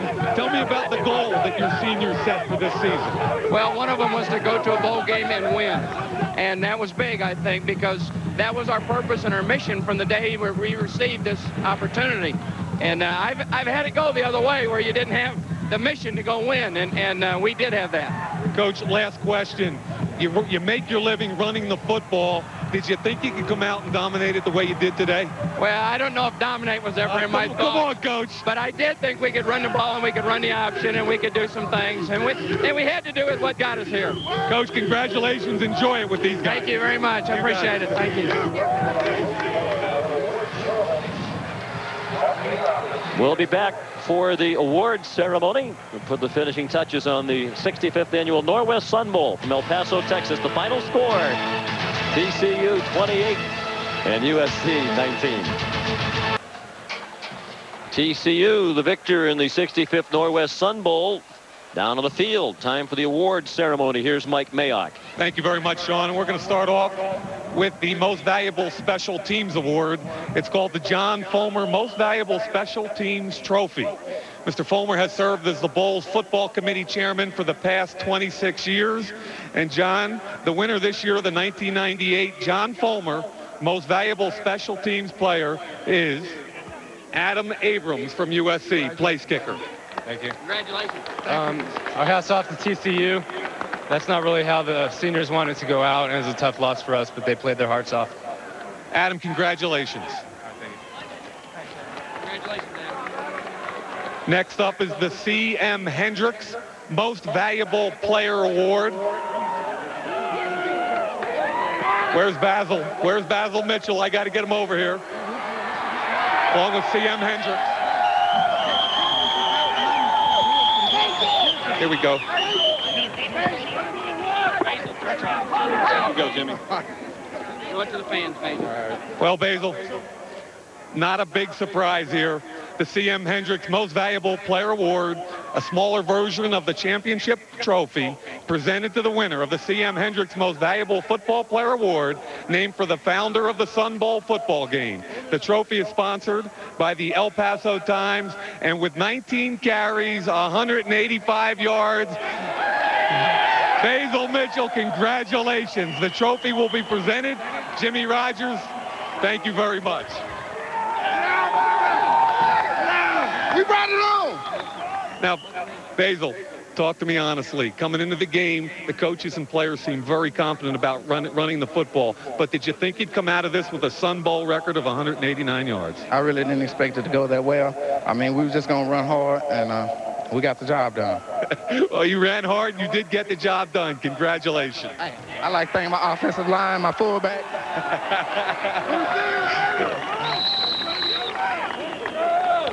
Next is the championship trophy. Sponsored by Norwest Banks, features a raised antique gold replica of the Sun Bowl.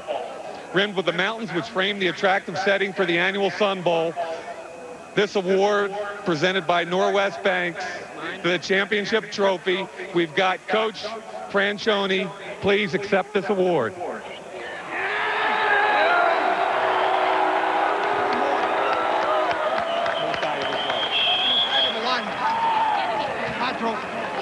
And Coach, this is getting to be a habit here. Tell me about that senior leadership that you've been talking about all week. Well, you know, it's always difficult to be a senior and inherit a new coach. And these guys bought in and did a great job all year. Whatever we asked them to do, led the others, and we couldn't have accomplished what we did without them. Okay, Coach, congratulations. Now we come to the final award. Basil just talked about his offensive line. They don't get it done without the offensive linemen, folks. The Jimmy Rogers Jr. Most Valuable Lineman Trophy this year is presented to London Dunlop. Congratulations, London. Hey, London, that seems to be a pretty popular choice right there. Yes, it is, and I like the hospitality that we got down here in El Paso, and I hope all my fans travel back safely, and this is a very important honor to me. I'm going to cherish it for the rest of my life and remember it forever. There it is, TCU 1998 Northwest Sun Bowl champions. Sean McDonough, take it away. Very happy group of Horned Frogs. And understandably so. This is a great day for TCU football, and it seems to be just the beginning of a